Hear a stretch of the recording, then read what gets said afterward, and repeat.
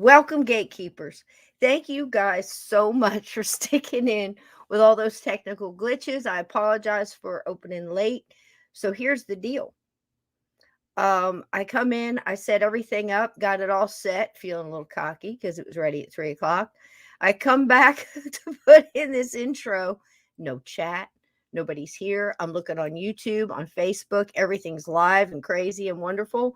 And some lovely being from customer service at StreamYard was telling me to take a screenshot of my screen. And I'm like, you're talking to a 61-year-old woman who's got 5 minutes to go time here, and you want me to take a screenshot. Press this button, press this button. If I had a 6-year-old, I could have done it.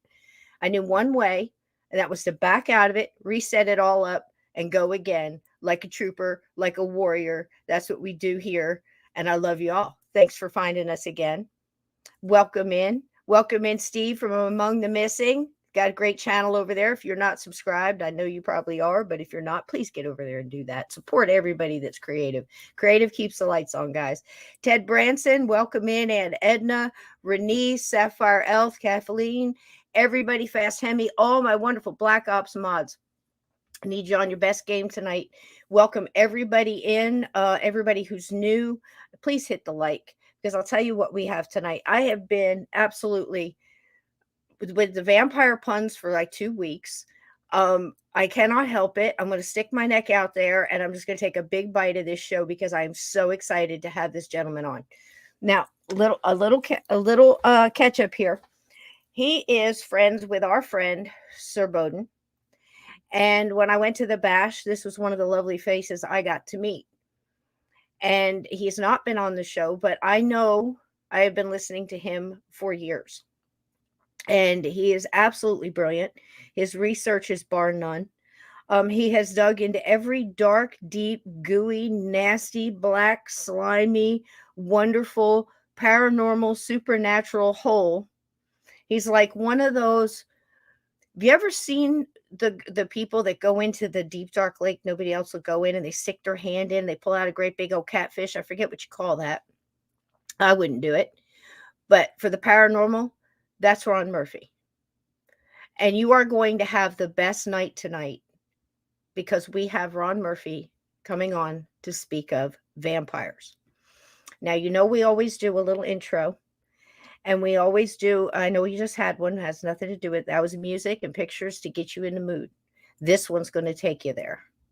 This is for our new friend who has told us that he is going to come on once a month, and we're going to talk about each and every book this gentleman has, and it's going to be absolutely delightful. So to celebrate, I put together this little intro. Give me a thumbs up, Ron, if you can see. All right. So watch this, and we'll bring you in. This is for you, friend. And I'll tell you what, this has been a blast getting ready for this show. I couldn't be more tickled. And I'll tell you where I just came from here in just a minute. If I can get this up and ready to go. Here you go. Get you some of this. Welcome, welcome, each and every one of you. And bite me.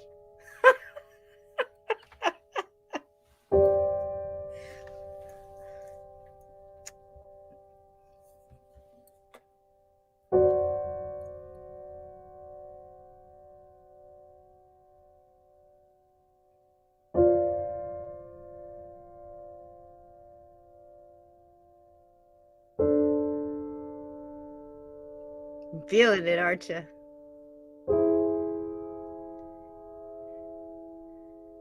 Second only to Sherlock Holmes, my friends.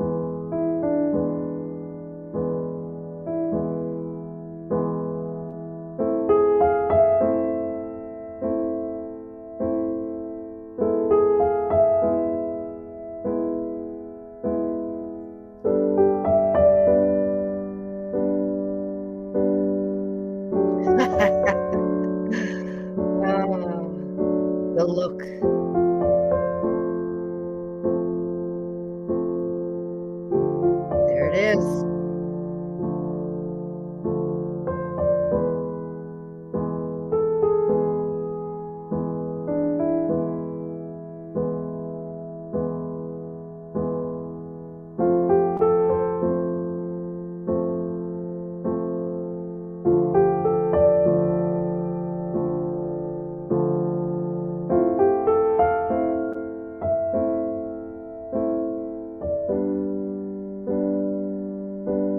Who could forget?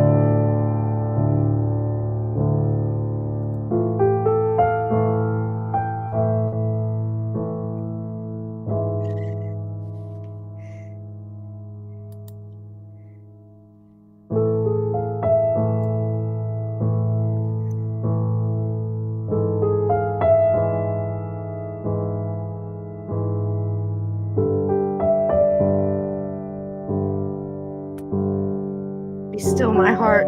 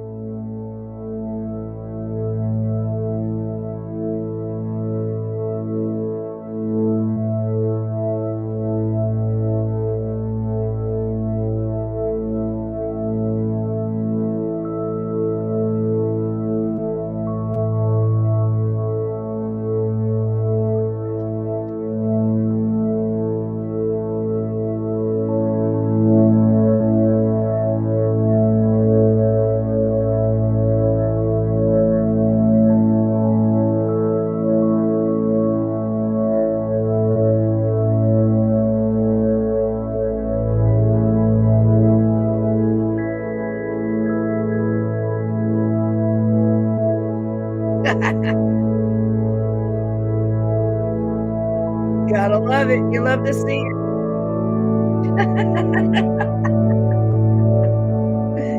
Yeah, baby. There's mine. That's my Dracula. Welcome in, ladies and gentlemen, the crypto guru, Ron Murphy. Welcome, buddy. I will tell you this, Woo, and this woo. is oh, there you go. There I you go. will tell you this. I was actually choked up watching that I because know. I don't know if I can live up to that. First of all, number one, but number two, this is what got me into the paranormal. Right? It was Right. watching all these great shows as a Yeah. child with my mother, a great bonding experience, and then you showed the classic Hammer horror. There was Mhm. nothing like that, Nothing. and oh man, all these, these were things that scared me as a kid, but Ah, also were so enticing as a kid that I wanted to venture more and more into the world. And I will tell you this, even today, I still sleep with a nightlight on, and I'll tell you why. Is yes. because I'm scared of things that go bump in the night. And one of the reasons why I write about these things is because I'm attempting to exercise these things, Yeah. into, but I will tell Knowledge. you, yeah, the Knowledge. closer I get to the truth, though, more frightening and more real it becomes. It becomes very tangible when we get very close to the things that we fear. And vampires are one of these great archetypes that is at once completely deplorable and you want to look away, but like a car accident, you're still drawn to it. You still want to see what happens next. And there's something about a vampire that really shows us our humanity. The deeper we stare into the looking glass that is the vampire, the more we recognize ourselves, I think, more than any other subject in the paranormal world.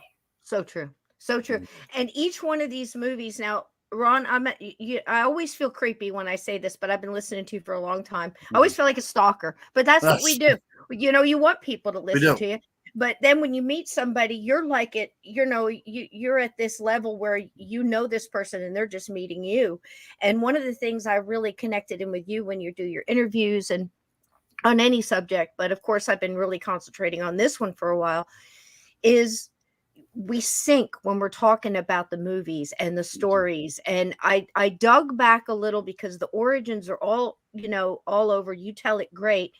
But one of the things we connected in was the movies, and the things that you were saying, I've been saying for years. This certain movie really got the heart of it. Even the 1937 Dracula, it got the heart of it. It took in its time, in its way, I think even more so than so many of the movies out now. You could take, probably 75% of them and just put them to the side and just take the serious ones. And so you were connected right in there with me when we're talking about certain movies that people get into. And I told my son today, he said, are you going to, because I did a little slideshow for you and I pulled up some that you like to talk about. And I'm like, yeah, let's do that because it's so exciting. And of course, we'll talk about the origins first. But I had said to him, he says, are you going to put any of that, that Vampire Diaries, that Twilight stuff up? And I'm like, no, because first of all, vampires don't sparkle. And I said, Twilight, and not that, I mean, if you guys are into that, great, but it's basically, it's set for 13, 12-year-old girls who buy things. I said, Twilight is to real solid vampiric film and literature as the power ballad is to hard rock. Well, that's a great analogy. That's perfect. I mean, that's it right there. And some things are just meant to sell, albums, and some things are meant, to give the gusto of the song. And tonight we're singing about vampires, and it's just wonderful to have you. And it was lovely meeting you. And we're going to have such a great time now and in the future. It's going to be wonderful. The first time I met you, you said about vibration, about frequency. Oh, yeah. We definitely synced up almost immediately. So we're definitely part of that same soul tribe, without a doubt. Without a doubt, Gypsy soul, right here. I wear it all the time, and it was just like, so we're skipping all the BS. We're just heading into best friends forever, kind of thing. We've known each other for decades, kind of thing. So the chat, this is my wonderful chat. This is the gatekeepers, Ron Murphy. This is our lovely live chat. They are so next level. They understand this, and they love to get into those gooey layers that nobody get into.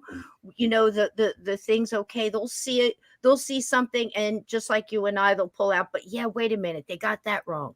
If you're going to do it right. Why would you glaze over that?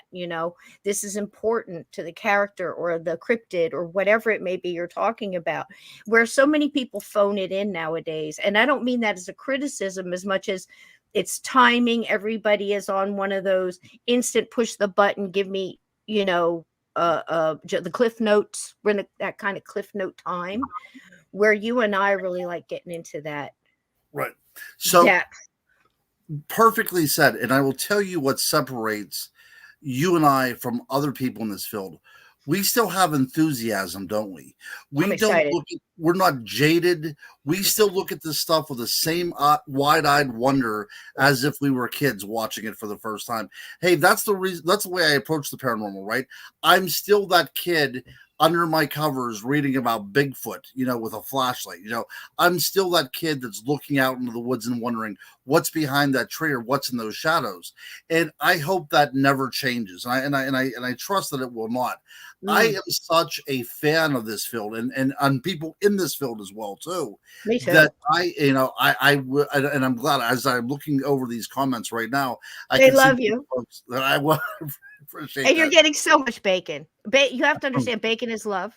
So Yes. if you don't have to eat the bacon if you're vegan or if you're, whatever, and you don't have to have it raw because, Oh, Cisco, Dracula I'm eating the would. bacon. I'm Okay, eating the eat the bacon. bacon. Then eat the bacon. Here comes the bacon. Everybody sling it. That is love around here. So the more bacon you get, the more you're loved. So There you go.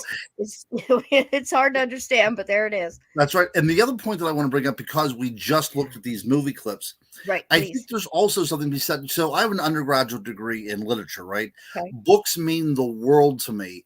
But Mhm. I will tell you this, as much as I've devoured vampire literature over the years, I will say this, that I think that the vampire is such a cinematic element that it relays much better on film because it's a visceral creature, right?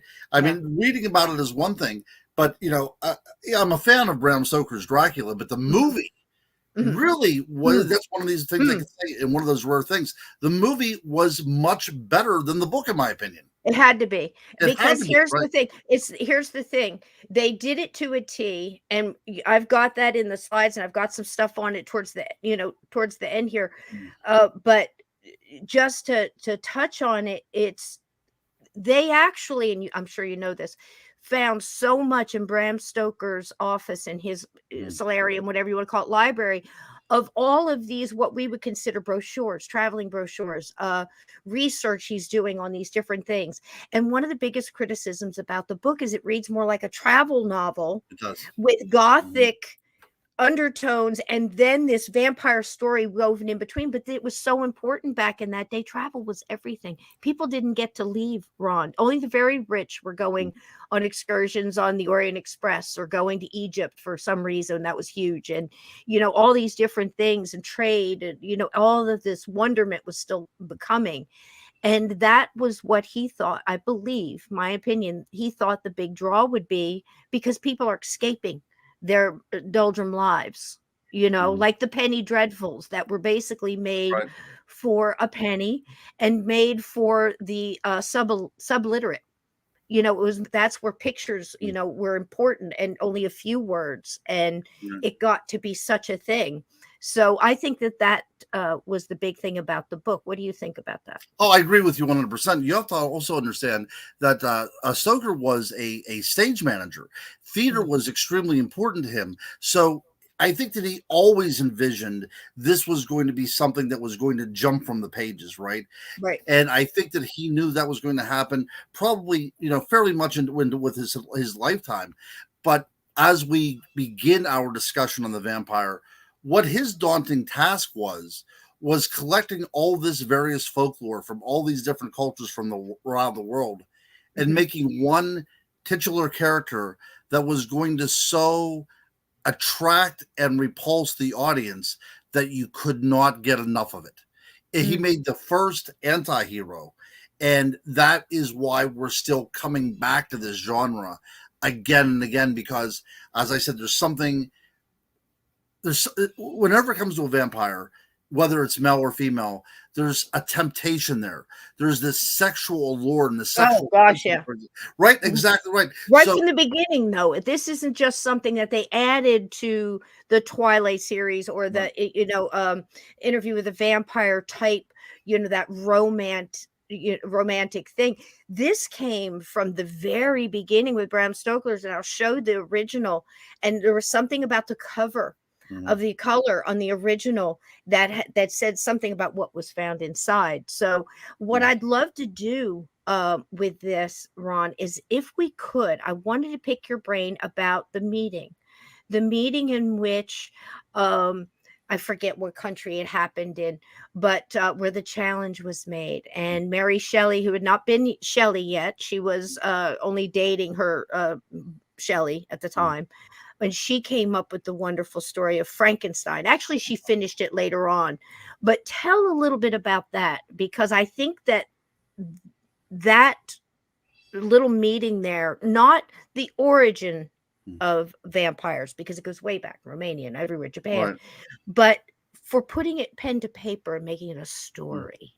Right. So what was so interesting about this is that um, within that year, there was a terrible volcano that caused a lot of the earth to go dark, and it was cold outside. So imagine you're at a country estate. I believe it was in Switzerland or someplace like that, Yeah. some sort of mountainous area where there was great mountains outside and everything.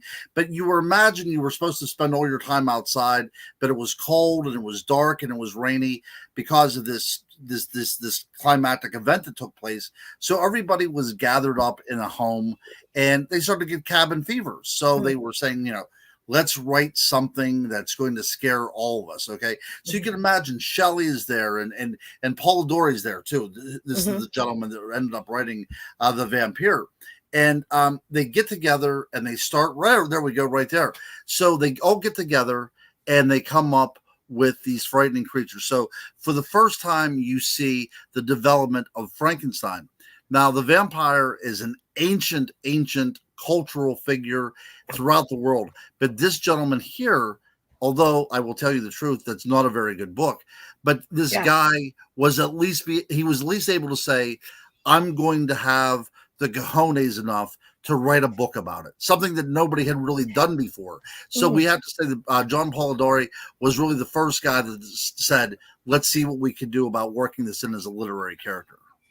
An absolute trip, and he went through some hell for it too. I was digging into it because I had heard at first that there was some stipulation. Was it Lord Byron that wrote it and then he stole it, or was it that? So Lord Byron was who he was, and all these people had this air about him, and it was not unusual for somebody to take along something like an apprentice, or even like a valet, a traveling partner, whatever name you want to give this. Folks, there could have been who knows going on here. So and I don't want to imagine, but just think about it. So either way, there was some kind of a thing going on where John here had a little bit of a thing for Shelley. So Byron's starting to get tired of this dude. And although he seemed in his writings to give him some accolades towards his trade, he knew his trade, he knew this, but he found him a silly tot. Certainly not somebody in his stand. He was about ready to get rid of him. So we started teasing him about having this thing with Shelley and said, you should jump over this wall and run down there and assist her up the hill where he breaks his ankle severely. And Lord Byron's just teasing him about it. They do this ghost story reading Lord Byron does in this big, boisterous, theatrical thing. He's reading old German ghost stories, right? And this guy, his story is something very simple like, what was it? Some girl was eavesdropping through a keyhole, and she was punished by having her head to appear forever like a skull, just a skull over her head. And this was her punishment. Well, now Mary Shelley's making fun of him. So they kick him out of the group, basically. This dude goes off, writes this little pamphlet, really is what it, came to, right? And the printer winds up jumping and copywriting it before he does, and in the preface gives Lord Byron the accolades for writing this, and he's fighting right away. No, I just got a couple of ideas. I wrote it. So it was doomed from the beginning, Ron, wasn't it? It was. But you know what? But it was there. Said, right.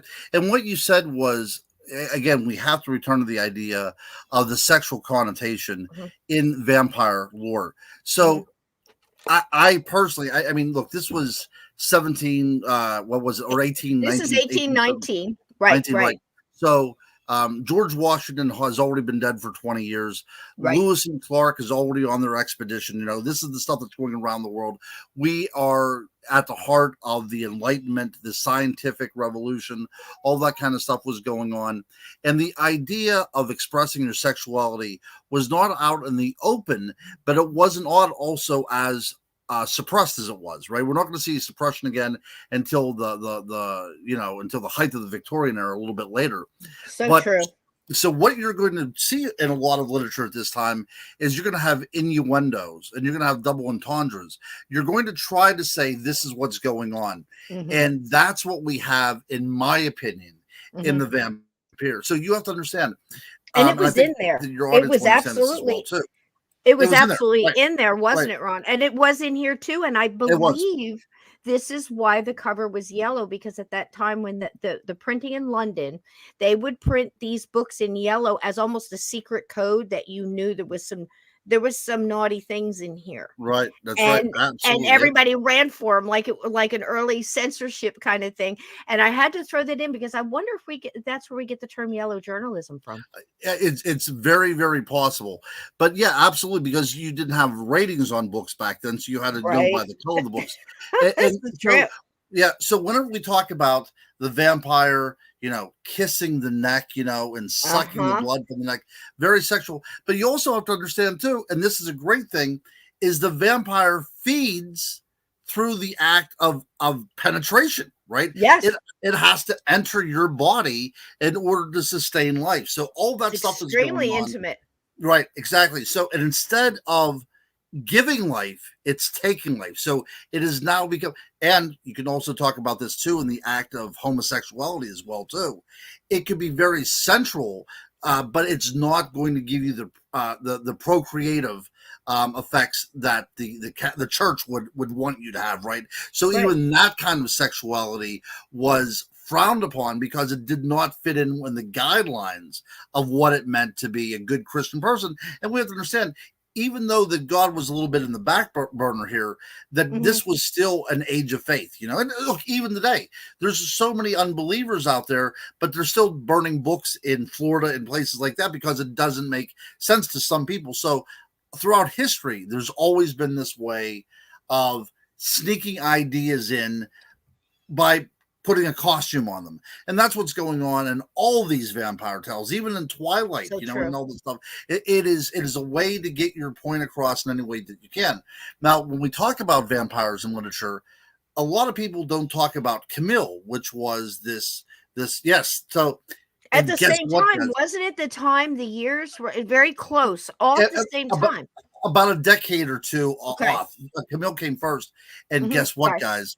Camille was a lesbian vampire Yes. who, yes, so we have all that stuff there, the kissing and the touching and the Mhm. feeding upon all this kind of stuff. Mhm. But what is so interesting about Camille is that very rarely do you ever see a vampire portrayed as a man until much, much later. It's Isn't that crazy. something? Yeah. Yeah. Throughout literature, and we're talking about even ancient literature and Greco-Roman literature and everything, even in Egyptian folklore, that always the vampiric creature that enters your home is almost always exclusively a female. Isn't that incredible? And It all at is. the same time, that's what I want the chat and the listeners to understand is a lot of people stop at Bram Stoker. And again, all of the, honors and stuff that he deserves. It's a shame he didn't live to see it Absolutely. through. And, but I've looked at his writing. I actually saw the first edition that he signed to his brother, Thornbury, I believe his name was. And I believed he named his son after his brother. And that book, first edition, just sold recently, the past couple of months for $33,000. You Oh know, my goodness gracious. still going on, and you can see the signature Brom wrote to his brother, and it's quite incredible. But a lot of people stop there and think that was the first one, but Ron's going to tell you, no, no, no. It No, goes that's not. far, far back, and Yes, the writings. Nobody gives credit to the writings of Japan about their vampires, and exactly. across Exactly. across the thing, we have a tendency to be very tunnel visioned when it comes to creation and origin stories. And something we do on this show is we dig deep. We go into those gooey layers, like I said, and we get Oh our yeah. hands dirty and we pull out the facts. If we don't get our Is what hands it dirty, is. we're only going to see one side of the coin, Right, and right. there's so many different coins. So, Sapphire Elf asks who wrote Camille, and it was the person's name was Fanu, Fanu. I believe Yes. he was a British author. So, Yep. but getting back to the idea of vampires being part of different cultures. So, as a researcher, I follow the ideas of Carl Jung very much. The idea of a collective unconscious, and the idea for something to so impact cultures from around the world, they have to become an archetype, which means they have to be a symbol, not necessarily the same name, but a symbol that represents something that cultures around the world can recognize. And all cultures around the world have something that looks very similar to what we call the vampire. And that's extremely interesting. So, as a paranormal investigator, you have to consider Well, is it possible that something along the lines of a vampire had existed in cryptid form? Is it possible? Sure, it's absolutely possible. But also, what happens if it wasn't so much cryptid as human beings themselves? Us. So, yeah, us, exactly. See, Hmm. same soul tribe, my dear. Same We're soul. right on it. We're having a blast, man. That's right. We're That's just right. getting started, baby. That's right. So let's go back in time. We'll all of our listeners and you will Here we jump go. on this magical school bus that's capable of driving back in time. So How far are we going, Ron? Are we we're going going? to set the odometer. We'll set the GPS for back to about 14,500 years. So Okay. we will, whenever we arrive, we're going to arrive in England. And I love England. Mhm. Bram Stoker's Dracula, it was set in England, the latter part of the book, and Whitby and all that good stuff. So it's fitting that we arrive at our first stop on this magical mystery tour in England. And there's a place there called Cheddar Gorge. And I love cheese. And that's where it gets, oh, look at, she is amazing. I am freaking amazing. You are amazing. So, and and the other, Edna wants to be dropped off in 1969. Hang on, baby. We're getting there. we're getting there. We're getting We'll there. be We're there. getting there. That's the same year I was born. We'll show up there eventually. But I'm not driving. Ron's driving. that's right. I'm in the back. I'm in the back seat causing There trouble. you go. There you go. So, and look, I love cheese. I think everybody here loves cheese. This is where the cheese gets. How do you do this? See, Cisco, you're like reading my mind. This is I freaking me out freaking at this love point. cheddar, Ron, and I did not know where it came from until I met Ron. Until I There you listened to go. his There you go. interview, and I said, "Oh my God, I love cheese." So this is me going after the big wheel of cheese for any and all to have. The big wheel So of cheese. enjoy that. It comes from Cheddar, England, right next to those caves. That's right. So next time you eat a There's piece the of inside cheddar of that cheese, cave. you'll remember that. That's right. That's right. So what's Thank you, interesting Kathleen. about? Thank you, darling. I'm sorry, Ron. Thank Oh, you so that's much, okay. Kathleen. We love you. You're throwing bacon and money at you, Ron. This is a great night. I told you it was going to be a great night. Thank you, These are darling. awesome people. Awesome people. Oh, it's the And, greatest chat ever. Go ahead, and honey. we'll keep on telling stories as long as they keep on feeding me bacon and throwing some cash your way. There That's we no work. go. Yeah, that's right. Gotta love it. If you want to play pour some sugar on me and do a little dance, if they're going to throw money, I'll wait. I'll wait. I'll tell you what, I got all kinds of stuff, babe. You don't know what we're going to pull up tonight. But isn't that amazing? How far does that go back? These are beautiful caves, by the way. Yeah. I got a couple pictures for you. Yeah. 14,700 years ago. Yeah. So wow. At this point, there would be glaciation in England. Mm-hmm. Very few places that you're going to be able to walk. The archaeologists who study this particular period called England the land of the living dead because there were more people dying than were being born. So this was like you're right on the precipice here of people going into extinction in England because this was not very habitable. This wasn't a very amicable place for human beings to exist. So what had to happen in order for people to exist? Well, one of the things that you need shelter. And apparently there was a group of human beings that were living in this cave. Now, what's interesting is you have to go down into this cave about 300 feet. So imagine going about a football field back into this cave. So you are in the wilds of England. You're wearing rudimentary fur coats, as the wind is pelting your skin. The temperature is probably about, 45 degrees in the summertime. This is during the Ice Age. People were not happy at this point. They were trying to scratch some sort of existence. Vixen Doe, look at that. Thank you, darling. She's amazing. Amazing. They're amazing people. Yes, they are. And this is early Britain. This was not the cave people of the time that Ron is talking about. They were much darker, more leathery skin. Oh, but this was cave people from that region. You know what? Let's cover that for a second, Cisco, because that is a very important part. So at 14,500 years ago, 14,700 years ago, guess what, folks? People were out of Africa, but the skin was still dark. Very dark. The skin was still dark, right? So the eyes may have been blue. They were starting to have coloration going on. But you would have, if you would have went back in time, you would have assumed that the people that were living in England at the time would have been African because their skin would have been so dark. So dark. So yeah, so we're going back there. Possibly these folks, a small group of people like this huddled together in family units may be able to bring down a mastodon or a mammoth, possibly, right? But Right. more or less, they would go out there hunting for deer or rabbits, something smaller, and it would be hit or miss. You're not going to be eating every single day, but what these people that lived in Cheddar Gorge was able to do is come up out of that cave. So they're emerging out of the cave and they are now preying upon other people. So what they would do is they would hunt. They would be generalists. They would go out there, and we know that they did hunt reindeer, and we know they were able to hunt horse and things like that because they would bring them back into this cave and they would process the slaughtered animals in that cave. But what archaeologists have found in that cave is the remains of people. So it's not as if they saw these people as something special and set them aside. The bones of the human beings were thrown right in with the bones of all the other animals they processed within that cave, right? Wow. And Very yeah, telling.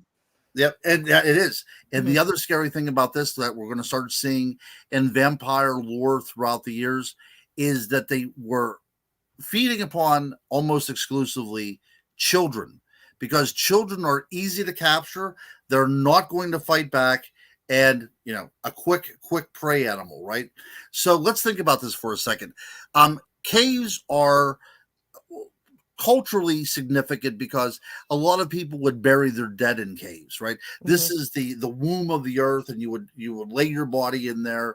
It was a lot easier than having to dig up the ground and everything. So traditionally caves played an important part because it was seen as an entrance into the underworld or the other world, and you would bury your dead there. So now we have human beings coming up out of the underworld to prey upon the living. Number one, right?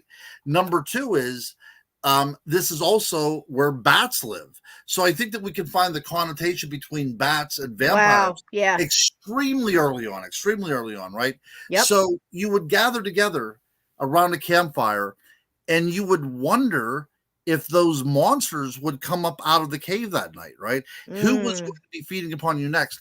And what that would do Wow. to our collective unconscious would be the stuff of Wow. nightmares that we're carrying with us even now. And remember, we said that the skin of these people was still dark in nature because the idea of being Caucasian or really any other race had not caught on genetically yet because we were so new out of Africa. So Mm. as we start expanding our horizon, so to speak, and we start going into other countries, we start taking these tells of, hey, you know what? I heard somebody say that these human beings come out of caves and feed upon children or feed upon us. And that becomes now the stuff of nightmares that's with us to this day. I've Wow. been in education most of my life. And Erickson, a famous a psychologist, said that in children, you are going to be confronted with different problems throughout your life. And how you overcome these problems is how you're going to deal with things for the rest of your life. So potty training is one of them, how you deal with that process or how you deal with attachment disorders or whatever. So imagine now the infancy of humanity, and one of the first challenges that they have to face is the skeleton that's in everybody's closet, which is cannibalism. What do you do about that? And this is me as a theorist, what I suggest that happened was the way that human beings dealt with other human beings feeding upon them, is that is such a heinous act that they didn't want to think that that was human beings, but they made them into monsters, right? They made them into something that they weren't because we don't want to admit that we're capable of doing such things. Absolutely. What a connection with the bat in the cave and monsters coming out of the cave and back and forth. That's amazing because what they found in that cave. Tell them what they found, not just the bones thrown Oh, with other things, but okay. this. Yes. So, what makes this a vampire story is that they found two goblets that were fashioned out of human skulls. And in those skulls was the residue of human blood that was presumably drank by by the folks that lived in there, by these cave people, by these troglodytes, Right. So they probably, in my best estimate and all the research that I've been doing, they probably used the blood for supposed nutrition purposes. It was the same thing that if you were stranded out at sea and you needed something to drink, you would consume blood, but really it has no health aspects whatsoever. Actually, it can hurt you. It can actually poison you because we're unable of synthesizing blood into nutrition. So what they were doing was basically hurting themselves more and more. But they were seeing this as a way to gain nutrients because it doesn't seem to be ritualistic at all. It seems to be just a normal thing that these people were doing. Now, it's possible that there was a ritual involved as well too, and maybe they were drinking the blood hoping to get the energy or the stamina, especially if they were killing young children, getting that kind of life force from them. That's very possible, but that's a lot of conjecture as well. But from a standalone archaeological point of view, we know they were consuming blood, and it was probably for gastronomical purposes. But there you see right there on the forearm right there, all those little cuts right there is from a blade. That's how they would process the meat off the bones. And the cuts that are on these bones are the same cuts that are on animal bones, the exact same kind. So the human beings were not seen as separate from the animals that they were slaughtering and processing. They were just part of the meal plan. Wow, right? And this is another shot of that very same cave. They've got some things made up now of the early miners come, almost like a wax museum kind of setup. Right. I just thought it would be really neat for you to see that this cave is in the middle of nowhere. Like Ron said, you have to go down very deep to get into it. And that, I didn't think about that with the bats and the monsters coming out of the cave. And that really does stick in time, just like the vampire all the way through being taken from so far back. Again, Right. I reiterate that in Asia, in Romania, for sure, all of that, we forget that those things were occurring at the same time. And I've heard you say, Ron, some of the crazy things that people still believed when we were having stuff like, and look at these people. Wow. We were having stuff like baseball and stuff, and people were still thinking that vampires were coming out of the ground. But this goes way back to the, even in literature, as far as even the Bible. Tell us a little bit about that. So we have a great figure in the Bible. Actually, this predates the Bible probably by 1,000 years at least, if not more, because most traditions start from an oral tradition, and because this predates writing. But what happens is in the land of the great Babylonia, right, the land of Right. this is the same place where Abraham comes from, the father of Judaism. So it's very possible that this person or these people that form the amalgam of who came to be known as Abraham brought these stories with him as well too, because these would have been well-known stories. And one of the stories was of a goddess. So people were afraid of the unknown, afraid of certain forces in nature. So what they would do is they would deify them, because if they would deify them, possibly they could deal with them at that point, or appease them, or somehow appeal to them not to harm them. And one of these goddesses, again, goddess as we see the female, right? Who is it, chat? Who is it?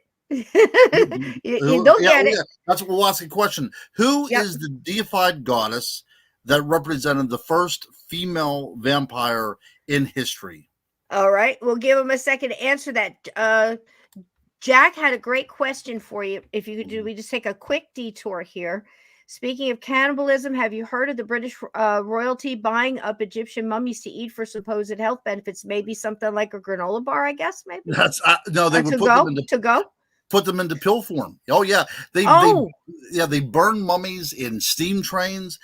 Because people were going into Egypt, and the idea of these Egyptophiles, people were loving the art from that particular period, but there was so many mummies coming in because they were finding them all over the place that they were disposable, and people would burn them for fuel.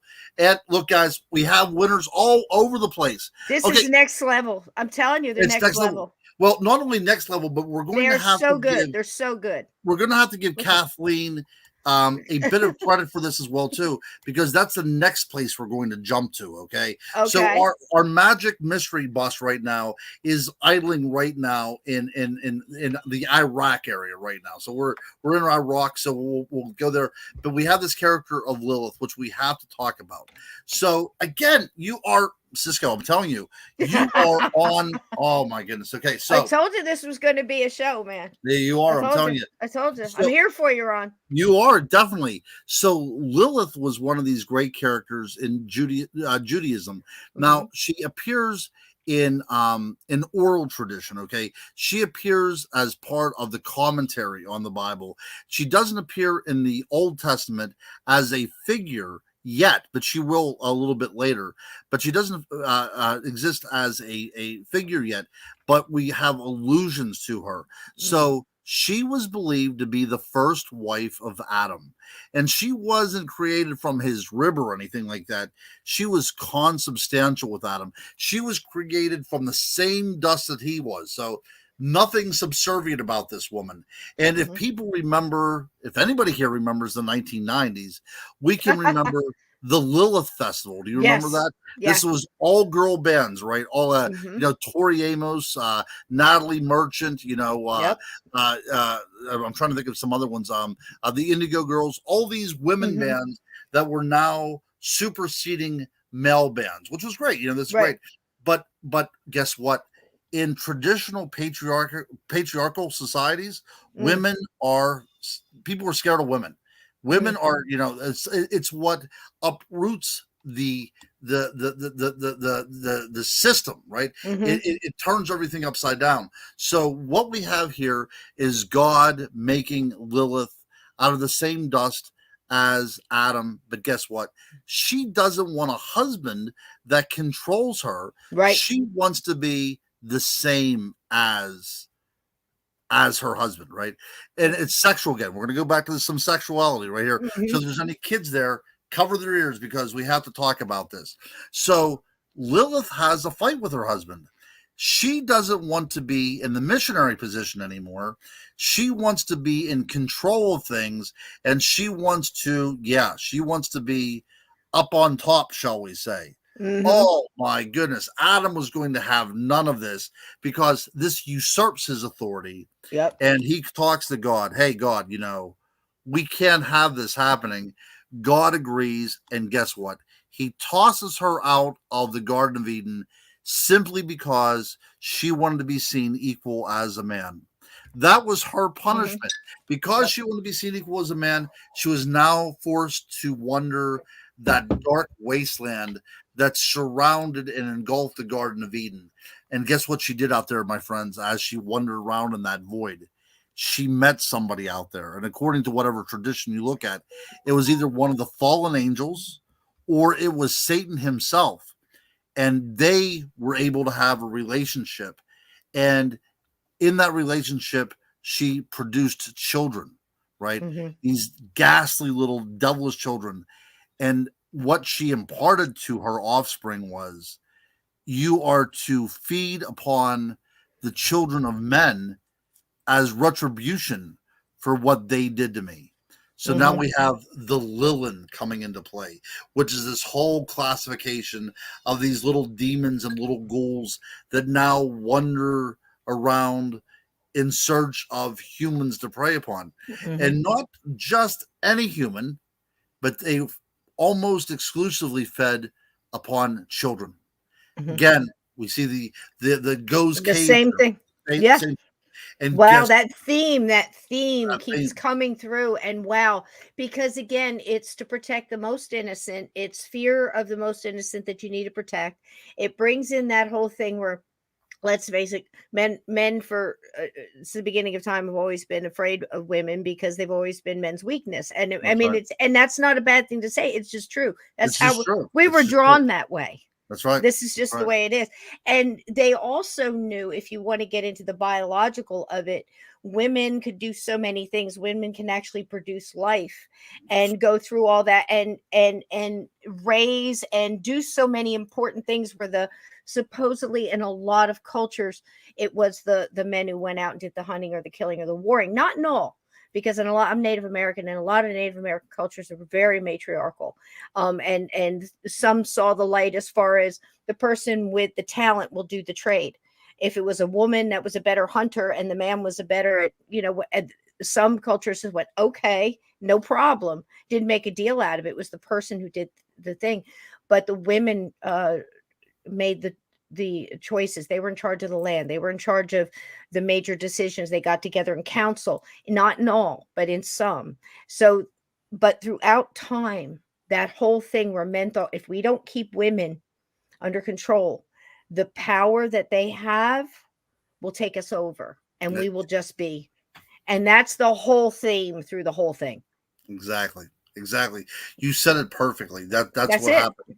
That's right. That's right. That's So it. in a desert patriarchal society, Mhm. women were so feared because Mhm. the idea of usurpation was something that was always right around the corner. So it's easier to demonize them rather than deify them. So the idea of Lilith as a goddess, she was feared as well too, right? She was the female Mhm. force within nature, but there was even tells that as part of her cult, children would be sacrificed to her to appease her bloodlust. These are the things that would be dealt with as well too. But as we can see in these images, and we can find, I don't know if you have, now this would be awesome if you could find the one image that was actually a relief from a stone carving from Mesopotamia. I'm not sure if you have that of Lilith. I don't have that one, but I saw it, and I Yes. was going to get it, and I didn't go back. See, I Yep. should have went with That's my okay. woman's intuition. Well, she's I she have appeared. this one though, and I don't want to knock you off track, but I was very interested in this. I had never heard this before, and I wanted to see if you had. But go ahead and I finish your thought. No, okay, yeah, we'll talk about this for a second. So, she was seen as bare-breasted. Again, the idea Hmm. of the woman exposing her sexuality, and not only her sexuality, but there's a duplicity here too. She's exposing not only her sexuality, but also her fecundity as well too. Hmm. She's exposing the idea that she's fertile, right? Hmm. She's capable, like you said, of doing things that we are as men are incapable of doing. So there's a little bit of give and take there. We need women for the human race to go on, right? Hmm. Hmm. But we also fear women for what they're capable of doing as well too. Hmm. So they of course made these into morality tales that we have. But yes, so Hmm. let's talk a little bit about Judas Iscariot before we move up a little bit. I So hadn't heard of this, and I wonder what you thought. well, there is I'm trying to think about there was some movie, and I forget what it was called, but they did a riff on this. That it wasn't a very good movie or anything like that, but there was a couple of movies that dealt with the idea of people that were involved in the crucifixion became vampires. One of them was Longinus because he was the one that stabbed Jesus in the side, and Right. then he became a vampire. But the idea that Judas Iscariot, not only because he took blood money, but also because he committed suicide, would have to be one of these creatures that walked upon the earth in a quest for blood, because that's what drove him to kill Christ. And the idea, just as a Christ's blood saves us all, because he rejected that salvation, now it was his damnation. That makes sense. That Yeah. makes sense. And again, they can take, just like we do, folks. We tend to look back at history as everything written. You really have to sort it, just like you do today's news, because anybody can write a thought pen to paper. Anybody can put in the newspaper or write a story or whatever. But there's a little seed of something. If you look back at when that seed started to grow and its vine and all the leaves added to it and all the blossoms added later on, big game of telephone, Yep. anything like this is going to vilify Judas. Judas has been vilified across, of course, but again, he also, I think, represents all our temptations of those little, like in the, I don't know if you've seen the new movie Nefarious. I highly recommend you watch it because you'd absolutely love it. The acting is incredible.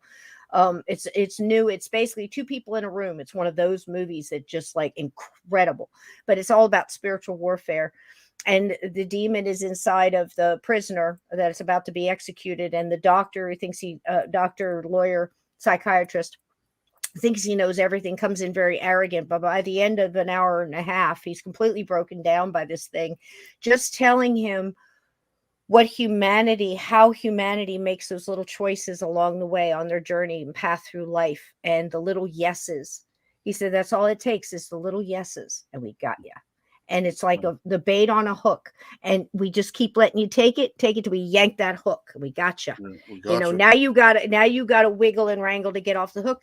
But you know, it's very, very similar.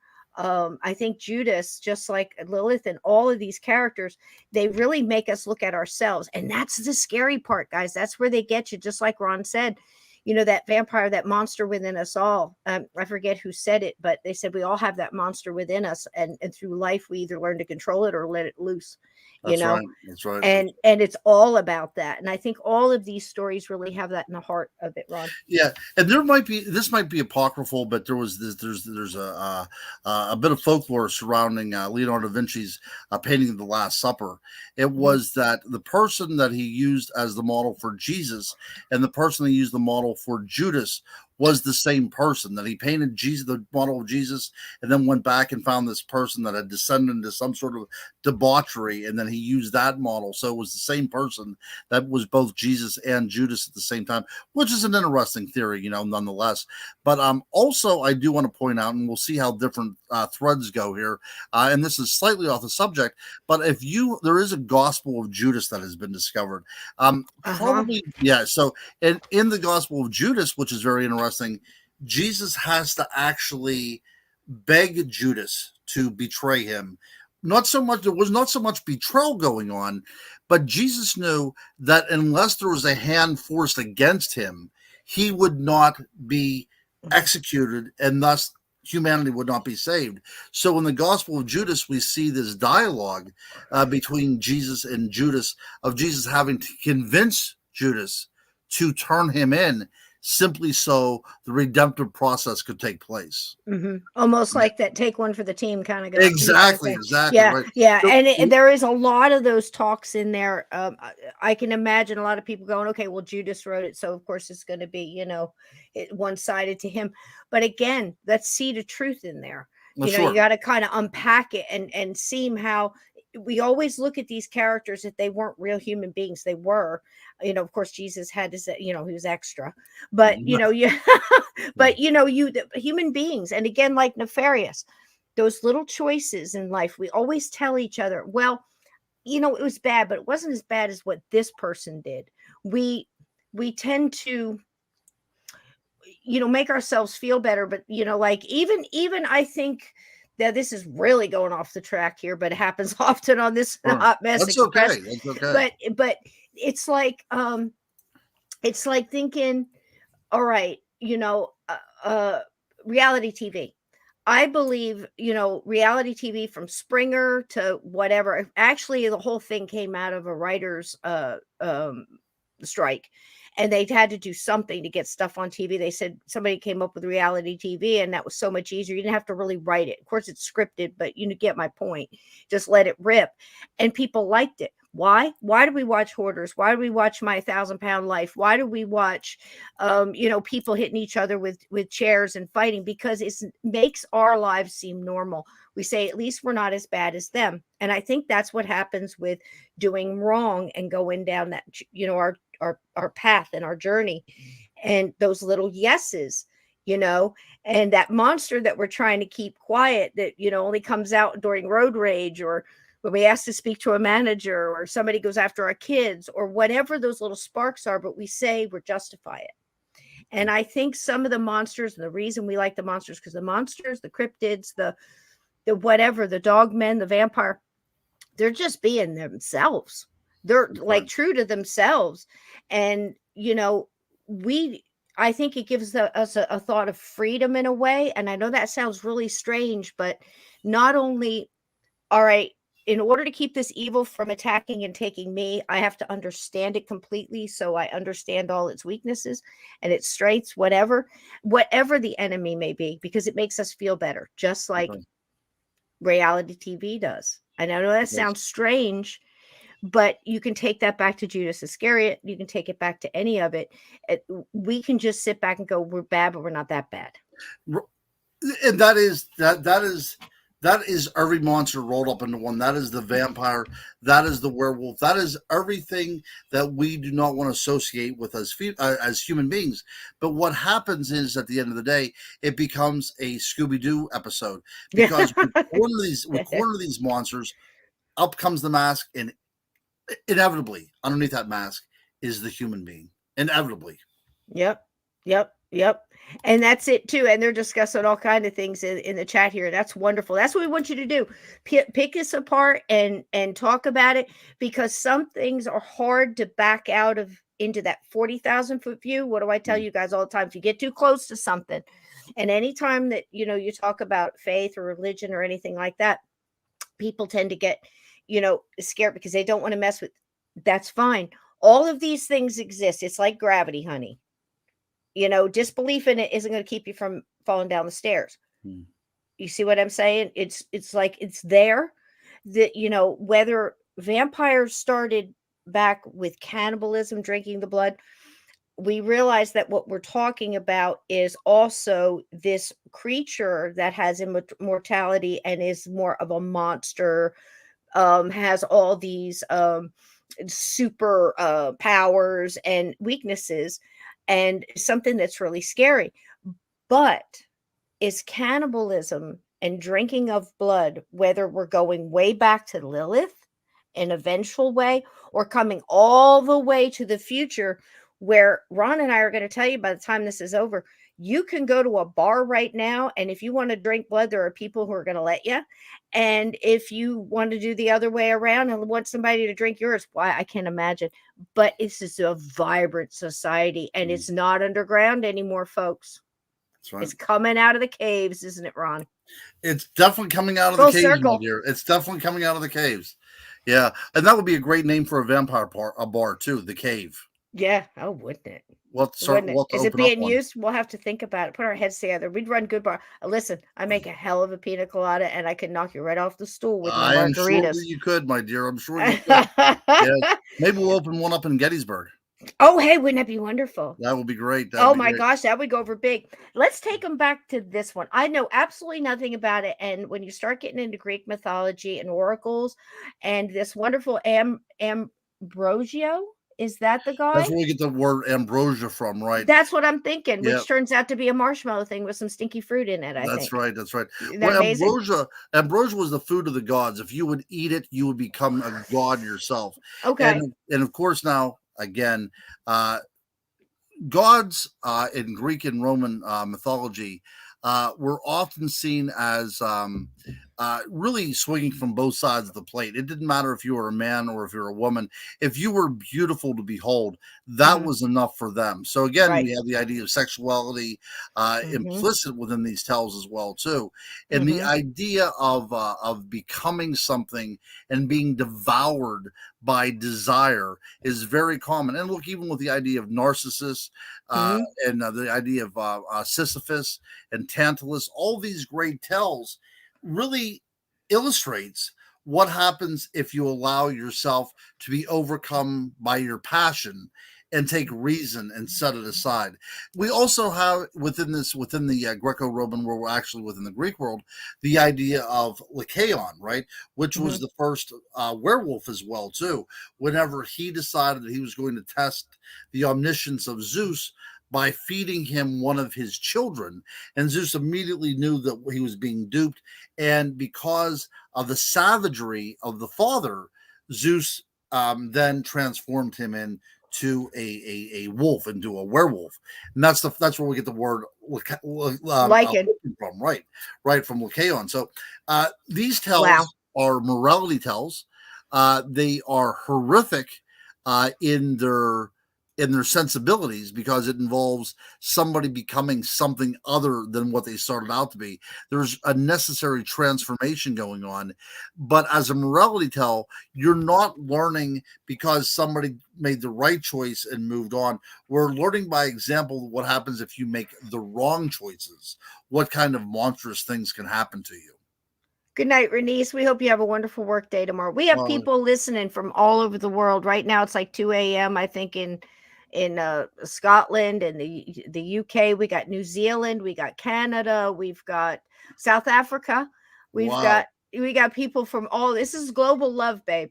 This this is is global. awesome. With Do some of you? these people are slinging bacon from far, far away. That's and I'm tasting it and smelling it. Isn't it Hey, wonderful? let me ask you, Cisco. Do you have Right. anybody on right now from Ireland? Ireland, very possible. Anybody here from Ireland? I know we have a mermaid from Scotland. She might be here. Is Mairead here? That's another night. Ron's written some wonderful, wonderful books. Ireland, here we go. All right, so this is Here we cool. go. This is cool, slow motion. So, did you ever hear of the little fairy creatures that reside in the outward parts of Ireland? They wonder about the roadways. They're said to even have a castle out there. And guess what they do? They wait at night to waylay travelers and they consume their blood. Have you ever heard of this story? Have you heard this about Slow? He's going me. We have a delay for sure. Yes. It's I think it's like 5 seconds or so. Yeah. Well, it's 2 o'clock in the morning Brownies. over there. Jack is asking. Yeah, Jack is asking brownies. They are not brownies, no. But Not I will tell brownies. you what. So Jack, that's a good thing because brownies are usually centered upon one particular habitation. So because there is a castle as part of this mythology, you could say that they were part of the of that kind of brownie mentality. But I will tell you what their names are, and I cannot, unfortunately, spell it in the Gaelic, but it comes out to be Dracula, if you can believe it. So Bram Stoker Yep. was a student of Irish mythology. He was a sick young boy, and he grew right. Or he lived across the street from a cemetery. So as he was sick in his childhood, he would look out his window, and the only thing that he could see was the cemetery. Now he was also fed by his mother and by his nurse all the great stories of Ireland. So he would have known of these little critters that were fairies, but they would actually consume blood as well too. And so the Dracula, the Dreach, I believe is how it's pronounced as the Drac part, and the second word is something like Chula, something along that line. Again, I apologize for not knowing it, but it's Okay. two different words would come out to be Drac and then the Eula.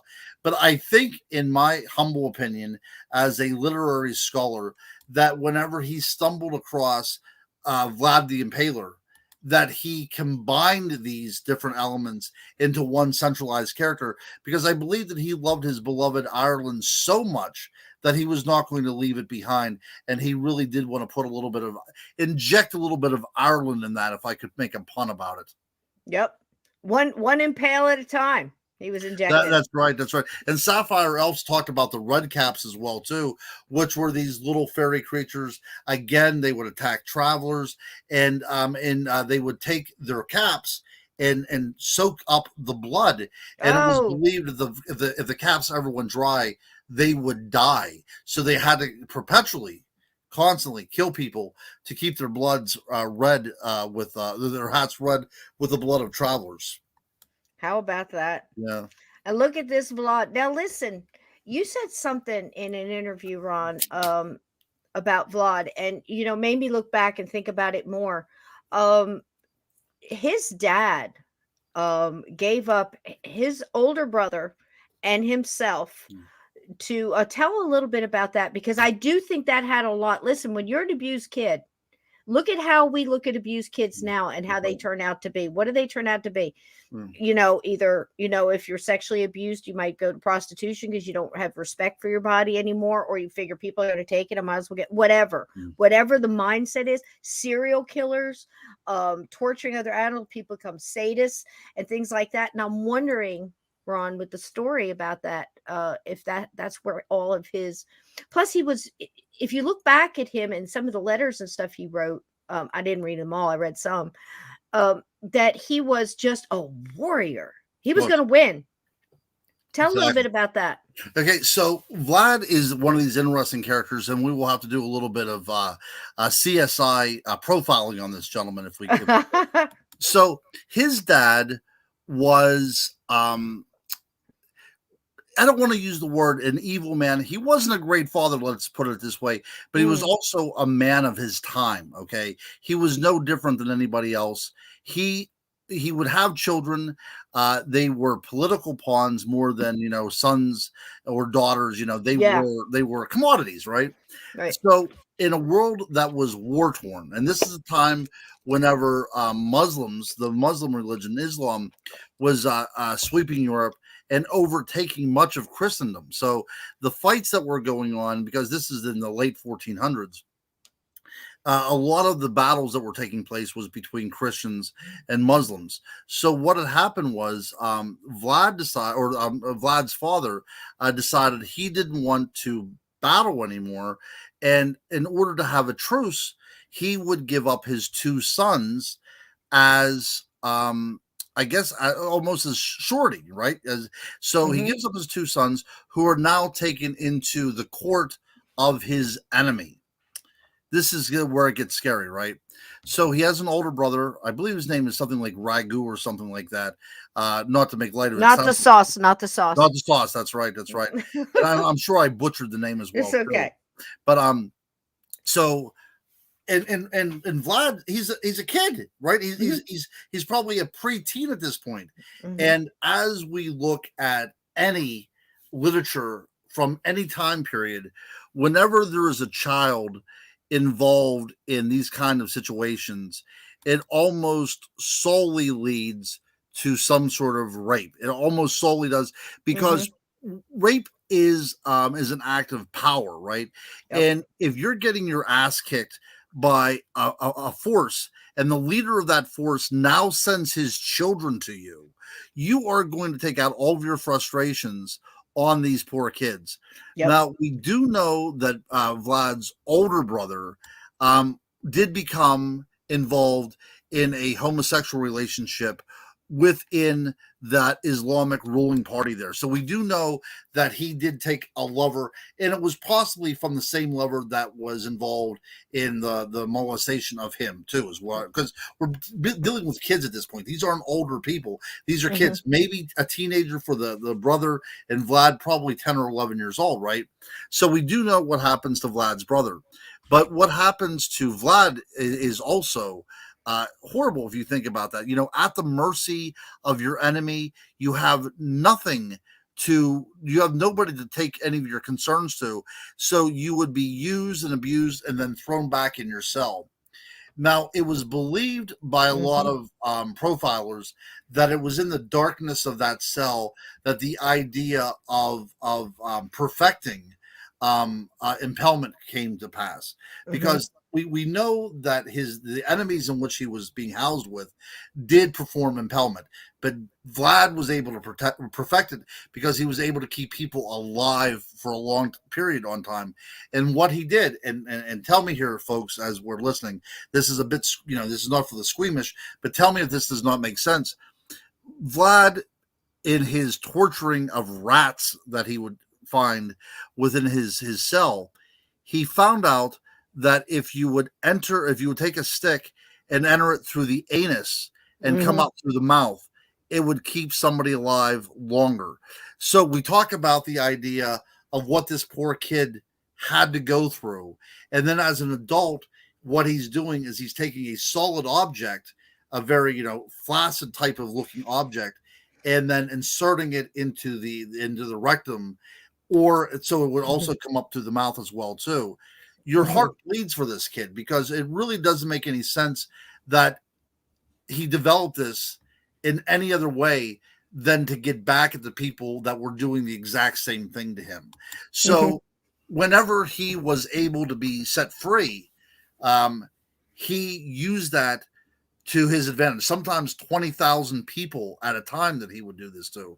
There are tales stating that because the Muslims have a great prohibition against being around bodies and everything, and they would come and it would look like a forest of people that were writhing around in pain, and they would have to cross through this forest to get to their next destination. And they were high up. They were high up. A lot of were. people think they were very low to the ground. They weren't. No. So when you walk through this, It's been portrayed in multiple movies, but mostly you'll see it at a smaller scale. And you've got to walk through the psychological warfare has already begun before you ever reach the fortress walls. And if you look here, I'm sorry, Ron, I didn't mean to jump That's in, good. No, but this is it's good. just so this fortress right here. Now, this is the ruins of the castle, and don't ask me to pronounce any of this. I put it in print for you. You pronounce for yourself. I'll never get it right. But this was the ruins. Now, this was an impenetrable fortress, really. You had to go up like over almost 2,000 stairs just to get up into this. So you've got the high ground, like General Buford and Gettysburg, the high ground. He knew it, he saw it, and he went about fixing it up. Now, this replica here on the right is what they assumed it to be and how they've reconstructed it so that now people can go and visit, Dracula's castle, whatever you want to say. But that was a big deal. This man was a warrior. Now, look, if I'm ex-military myself, if I was doing a war, it's like no holds barred. You protect your perimeter, and, I'm a big proponent. You could tell me, my partner Mario, I'll be sitting there on the couch and I'll go, you know what we could use in the backyard at the back door? Deadfall. And he'll get all nervous because he's not sure if I'm going to do it or not. You know what I'm saying? But it's very effective. And I'll tell you, you can go through history. The Vietnamese were some of the best on setting up traps and things like that. The Native Americans and just every culture you can imagine. Go to any culture, any village, any time, and people had a way of protecting and scaring off people before they got there. So if you're just looking at a wartime tactic that's going to make your enemy think twice about coming through, impaling people in the front yard, it works. It'll make you walk by and go, maybe not. But you know what? The Romans did it with crucifixions. They did. People, where do you think the term heads on pikes come from? That's right. That's right. That's right. It works. Yes. Enter at your own risk, basically. It was the first no trespassing sign, I think. Yeah, like Aunt Edna said, only humans do such things, right? Yes. We kill our enemies and then we use their body parts as as ways to say, get off my yard, So yeah, absolutely. This is typical human rationale when it comes to a high stress situation. Yep. But yeah, what you said, and of course, the game of telephone as well too. Yes. It was told, by the enemies, of course, Vlad has his dinner among those fields of corpses, freaking did, man. Yeah. Vlad, again, I'm not, condoning the things he did and all that, but listen, if you're in a war, you want to win. Yeah. That's plain and simple. All of that comes off your shadow person. We call it shadow person here, where in my culture, they spend a lot of time teaching people how to war. And, people kind, loving, giving people that are sitting amongst the campfire. They know they're going to have to go to war. And many people misunderstand the whole thing. They call it war paint. It's not. What it is people taking, it's as meaningful to us as what we keep in the medicine bag. Okay. Because, and you may know this, I may be telling you something you already know, but as you're sitting there, it's the ritual of going through it, seen many cultures, but you're absolutely pulling out your superpowers, your warrior. You're putting on things that are personal to you, and you're bringing out your shadow person who now has to come and take over your personality. Go do this deed that you do not want to do, but you must. And then you come back. This is where the military gets it wrong. We teach the first part. We don't teach the second part where you come back and then you release yourself from those deeds, because the shadow person had to do that, and you come back as you. We forget to teach warriors how to do that. That's outstanding. That's outstanding. And I never heard it put that way before either. So I will definitely use that. But it makes sense. It makes absolutely perfect sense. That's and this is what, in Vlad's way, this is what Vlad is doing. In almost like, I know this sounds so crazy, but bear with me here. The inventor of the Gatling gun, Ron. You see what I'm saying here? He really thought that if he created such a scary looking thing that could do such horrible damage, that it would end the war. But he underestimated the intestinal fortitude of the American soldier in the Civil War. They kept coming. Whereas Vlad was trying to, I think, look, if I'm sitting out here eating, amongst this with no feeling whatsoever, who would dare come into Who my would dare? Exactly right. psychological warfare here, guys? That's You right. know? That's right. And Eh, didn't he eat human meat? Wasn't he also a cannibal well, in some ways, or was that yeah, people have not said fact? that. I doubt very strongly that he was. But we also do know that a lot of people see him as a George Washington of Romania, which a lot of it is that is true. But also this kind of unbridled killing went to his head, and he started to turn on his own ruling class, right? So a lot of his nobility he would kill off as well too. So He did. yeah, it was a tough time to the Mhm. point that Vlad's enemies did not kill him. One of his own people killed him, right? Because that's what often happens in types of situations like this. He overstepped his bounds with his lords, and they took the matter into their own hands and they killed him. So that's what happened to Did poor. they impale him? No, no, they did not. You know what? Usually, I mean, what it's just an happens? interesting question to Yeah, think, like, here's some of your own medicine, because I can't, right, that right. would be horrible to, I don't know. I Yeah, mean, just think yeah, about it. right. What usually happens in a situation like this, and even when we're talking about British kings that were hated so badly as well, what usually happens is whenever the deed is done, there is enough respect for that person to get them quickly off the battlefield as possible and inter them. As a because these are Roman Catholics, right? Or Yeah. these would be So Eastern it was more Orthodox of like a Catholics. Caesar type thing. It wasn't like, Absolutely we're not gonna right, get you and put you out there and writhe and, whatever, right, to right, show right, you what you did to people. But he really had no, like I said, he was a broken. Where right, he actually snapped, who knows? But he became a warrior. If this is what you want, this is what I'll right, be. And right. that story is retold throughout history many, many times, It folks. is. That's right. Yeah. So no excuses for the man, but Right. let's just put facts where facts are. Right. That's it. I think that you would probably look a lot like Tom Berenger's character in Platoon. He Okay. was Yeah. serving his country. He was doing, but he went so far that his Hmm. own people could not recognize Yeah. what his intentions were anymore. Right. And Yep. so Aunt Edna said, "Did they ever find his grave?" So this is the deal. They do know where the grave of Vlad is, but I think this was in the late '60s. Hmm. Whenever they did an archaeological investigation, they opened up the grave and it was empty. So what you have said, Cisco, is this: very possible. It's very possible that they may have destroyed the body. It's very, we that was my suggestion. They buried him quickly, but he also might have been torn to pieces by the men as well too. And Hmm. we have nothing left. And they said that he was buried, but he never was. Or the other side of the coin is he was indeed a vampire and he rose out of his grave, never to be seen again. But it's those tasty little tidbits, Ron. That's It's right. those damn tasty tidbits that we sink our teeth into and we absolutely love, because again, on a lot of podcasts and interview you hear, like, we talk about, like, look, we dug through Abraham Lincoln. I went back to his mama, and who raised her and how she was raised, because let's just sort it. He wasn't a vampire killer, none of that stuff. That's just another one of those crazy movies, comic booky kind of thing, fun, but not fact.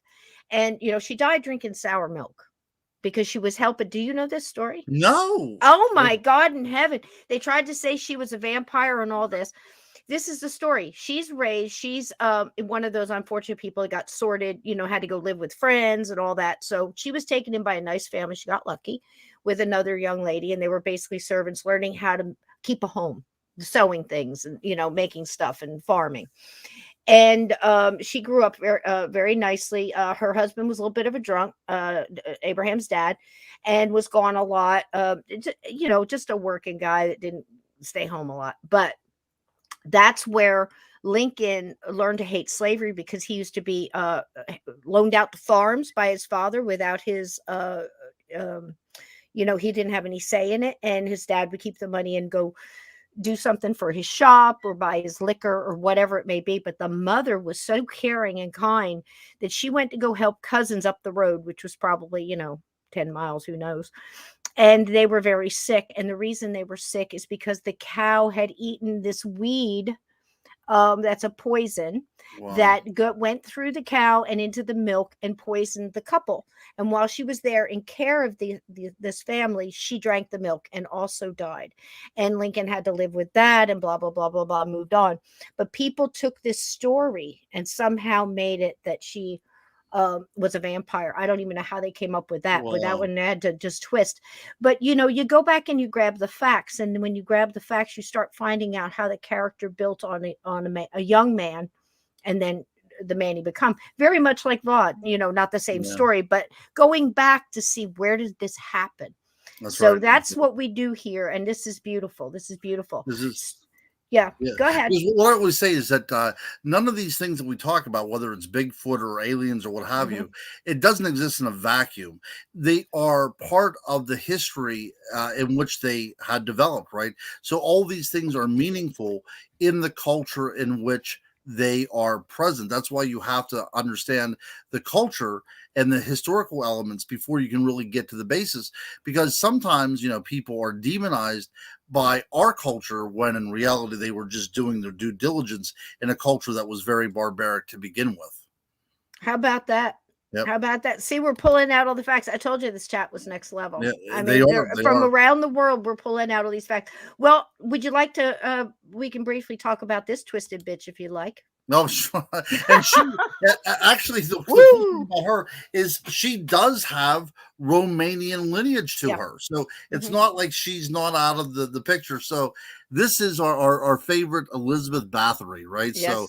um, and you are correct about this. She's actually in the Guinness Book of World Records Hmm. for being the most prolific female serial killer. Serial killer. Um, Anywhere from 300 to 600. Okay. So let's put this all in perspective. While she was alive, if we would take our magical mystery machine and drive, several hundred miles to London, we could see Romeo and Juliet, right?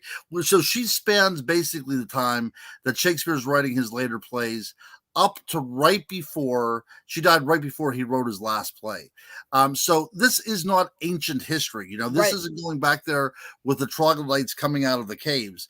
This is in a very literate world that this is going on, and that's what makes it even so much more frightening, right?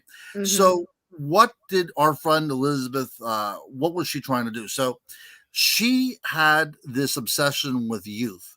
So she thought, what I could do? I bet you if I would take the blood of young women and bathe in it or drink it or what have you, I could stay perpetually youthful and perpetually beautiful. So what she did is she preyed upon the peasants. She would Yes. find young women and she would bring them into her estate, and she would go about torturing them. See, that's the other sad thing about this. She just didn't kill people. She relished the torturing of them, Yes. freezing them to death, or scalding them to death, or slowly bleeding them out, or Hmm. using different types of medical tools to dig into their skin and pull out different body parts at a time. This was the kind of person that she was. And then she would sit in a bathtub and let them fill up her bathtub with the blood of all these young women. And Hmm. then people started to say, hey, you know what? In this last 20 years, our little village is being deprived of young women. Like there's something going on. And, people from Elizabeth Bathory's contingency, they come down here and take them away. So then she was investigated. She was put on trial.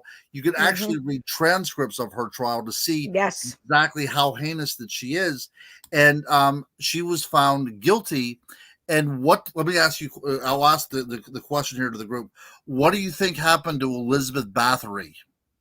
What do you What think was happened to her? what was her sentence? Now we know that the only time people started to care is like Edna just said, she started whacking off noble women, and that's Yes. why she finally got caught. Nobody Yes. gave a shit about the peasants, Oh, could care really. less. They just wanted, they were getting low on, Yeah, servants, and she, being nobility was treated different. Keep it that in was. mind. Absolutely, absolutely. So if you Yes. guys know what happened to her, throw it up here. But while we're waiting for you to answer that, I've got another thing that kind of hit me, and I'm sorry I'm kind of late to the party on this. Sometimes things just dawn on you like, holy shit, really? Mm. Does this not make you wonder if this is why we call it a bath? So every time you're taking a little bubble bath, guys, think about why we're calling it taking a bath. And it's like a symbol that continues on in the atrocities that she occurred. Now, this one I think I'm right about. It's just a guess, but why Wow. wouldn't it be? Is that a mind blower or what? It's like It the is yellow book with yellow journalism. I'm like, oh my God, my mind's on fire. I'm like, what? Look at this. that is something. Take, Yeah. I yep. like that. I like that connection, my dear. There it is. There's your answer. Right Yes. here. There you go. That's amazing. That's My amazing. chat doesn't disappoint, honey. It does not. It does not. It does not. Is this Yes. time? But yeah, taking a bath. So what next time you do that, think about it. Hey, so yes, somebody has an answer. Somebody has an answer for us. Let Go me see ahead. where it's at. Is it Lola White Sapphire? just came in. Hey, nice to see you, Lola. Hey, Lala. Yep. Let me see here. A slow motion. Our friend from Ireland. She was placed under house Under house arrest. arrest. Yep. Yeah. First one So in. Yep. So instead of killing her, she lived out her life Yep. and died Oh, in thank jail. you, Lala. Thank you, sweetheart, very much. Yeah, lived out her life. Yep. And that's just, yep. Now it's tainted for me. I'm sorry. And we're all about the truth here, honey. Just don't use a red bath bomb, something like that. But isn't that something? But, isn't it great that we can laugh about it? Because, here's the thing.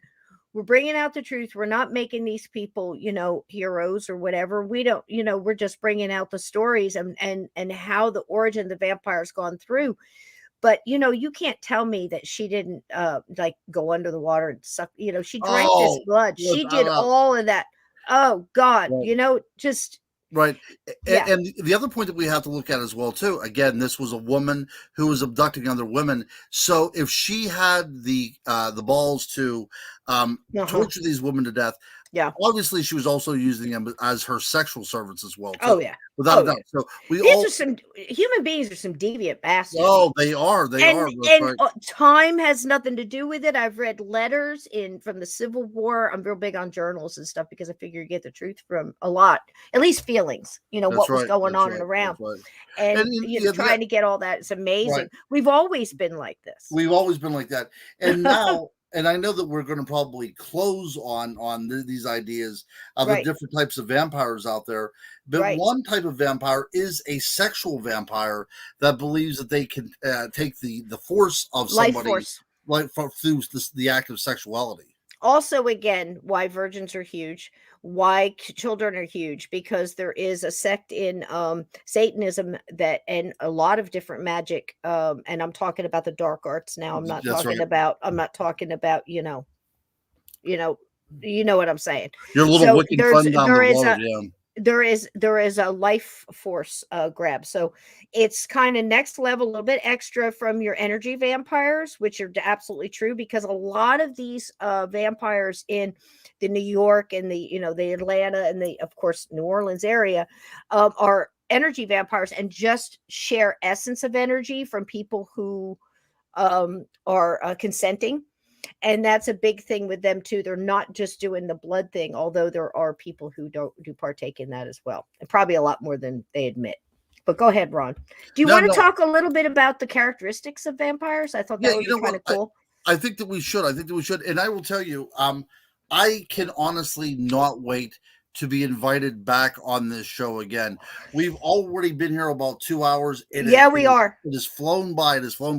So fast. We can kind of zip through these a little bit, but I'll be happy to read them to you, and you can comment on any one you want. That sounds good. Yeah, because unfortunately, my real life is not a vampire slayer, and I have a job. He's got to go to work tomorrow. Exactly. So let's keep on going with our. We still have a little bit of gas left in the tank of our magic mystery bus here. All right. So we got. You want to be up by 10? Can you do 20 more minutes? That sounds perfect. Perfect. All right. Well, let's zip through these. I'll read them to you. Every vampire all day must lie in consecrated ground. Now, this is all pretty much from Bram Stoker's It is. ideas of what a vampire would be. It He is. can That's be right. staked when in his ground, not when out of it. So there's something that we lost because we're staking vampires left and right all over Left the and right. place. That's right. No vampire may enter a house uninvited. And again, folks, please remember that. And that's one that's kind of held through. But I want you to rethink your welcome mat. Just Yeah. saying. And let's talk about this for a second. Sure. Okay. This is my theory regarding this. Okay. And it's my opinion that this particular warning, this particular prohibition came out somewhere around 1347, 1348, because this was whenever the bubonic plague started to sweep across Europe. Okay. And people knew vaguely that you could spread it by catching it, right? Because we know this because some towns were so infected that they would put a cross right outside of the town so nobody would enter it. And we know that if somebody had the plague, they would put a red X on the door so people would avoid that house. So I think this was a warning that if somebody comes to your door and you are not completely sure about who they are, if you allow them in, you are risking your own life because they could be bringing the plague into their house. That is my own assumption. I think it's a good one. I actually like it very much. That's the reason why you have to be sure who you let in, because in a time of disease or contagion, it's just the idea of like with COVID, nobody would let somebody else in, and nobody was asking to come in either, because that is a way of spreading disease. It's very, very possible. Get rid of your welcome mat, folks, because, I mean, I don't know, but Nick Cage in the new Dracula, actually called Renfield, mentioned that, and he said, but you have a welcome mat. So I threw mine out. So Nice. no vampire may cross salt water except at ebb tide and full tide. That's very specific. Yeah. And every person bitten by a vampire, of course, becomes a vampire. That's right. Second part, no vampire can vamp a person protected by garlic. This one I've got a little bit of, there's a lot of culture in that. I'm an herbalist as well. There's a lot of healing properties in garlic. It also is a blood thinner, Yes, and some other things. What do you think? Yeah. So as I was researching this, I was going over medical manuals from all over the world. And of course, you can find the healing properties of garlic. But I found this one very interesting take, and this was from an Egyptian culture. Okay. They believed, well, because vampires were believed to feed off of the young. Okay. You could imagine, 3,000 years ago, you wake up and your child is no longer living. SIDS was unknown. Any kind of thing like that was unknown. Right. So you would assume that the child was killed by some unknown force that had crept into your house. I mean, that's just a natural assumption, I think. And one of the ways to ensure that the child was able to survive is through nutrition. And the only way a child is going to be able to survive through nutrition is through the act of breastfeeding. And I found in one obscure medical journal that it was suggested that a way to promote the suckling was by rubbing garlic on the breast. Now, isn't that an interesting thing? So, and eating it as well. And eating it as well, too. So let's think about this for a second. So my baby survived the night, but my next door neighbors did not. So you could say, well, I used garlic and my baby was alive. And the person next door said, well, I didn't use garlic. So obviously garlic was the thing that kept your child alive. I think that again, I don't have any seed of fact, that little seeds. Exactly. And then we expand them like the bats come in, the monsters coming out of the cave. I mean, amazing. It's perfect. Yeah. This show should be recorded and we should be getting like an Oscar for this. And a vampire staked through the heart with a sharp piece of wood, of course, is out, but you have to do it well, So, and this one I love because it proves that chivalry is not dead. Every man should stake his own young woman if she is a vampire. So thank you guys out there for being brave enough to do these things. But if it's a Lilith, you better watch it. She's going to fight back. So those seem to be the chief rules there. real quick to get you out of here, I had this little ditty right here. I thought it would be fun to go out talking a little bit about some of these wonderful. You don't know what I'm going to pull up here, I do you, don't. dude? I don't. I know. Let's see. Okay, that's the garlic. Hold 1 second. I think this is it. Okay. So we're going to kind of not speed through, but we're definitely going to touch on. This is when we start getting our movies. And again, the 1937 Dracula, absolutely, I believe they did a great job on retelling of the story. Ron, what do you think about the 1937 Dracula? Well, It had all the aspects. it had all the aspects, and without Bela Lugosi and Mhm. that role that he was meant to play, you would not have the debonair Dracula, Right. because in Bram Stoker's Dracula, he was not. He was like, if you would watch the movie Nosferatu, that's what Bram Stoker's Dracula looked like. Right, right. And on top of that, you also had the entrance of the whole Van Helsing thing and how to kill a Oh, vampire. right, exactly, And that was exactly. huge. You had the hypnosis that was so strong. And it was emphasized in the 1937 cinematic way of focusing the light on the eyes Mm, of Dracula to show that he had that hypnotic force over his victims, especially women. They just fell at his feet.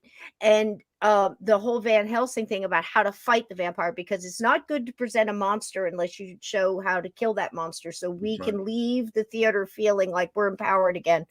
And then these things started coming out, Ron. That's This is right. wonderful. This is an old 1800 vampire killing kit. And there's your, the stake in the heart in the coffin. How many times have we seen that portrayed? And here's again some more Mm. nice vampire, very That's big right. sellers. That's right.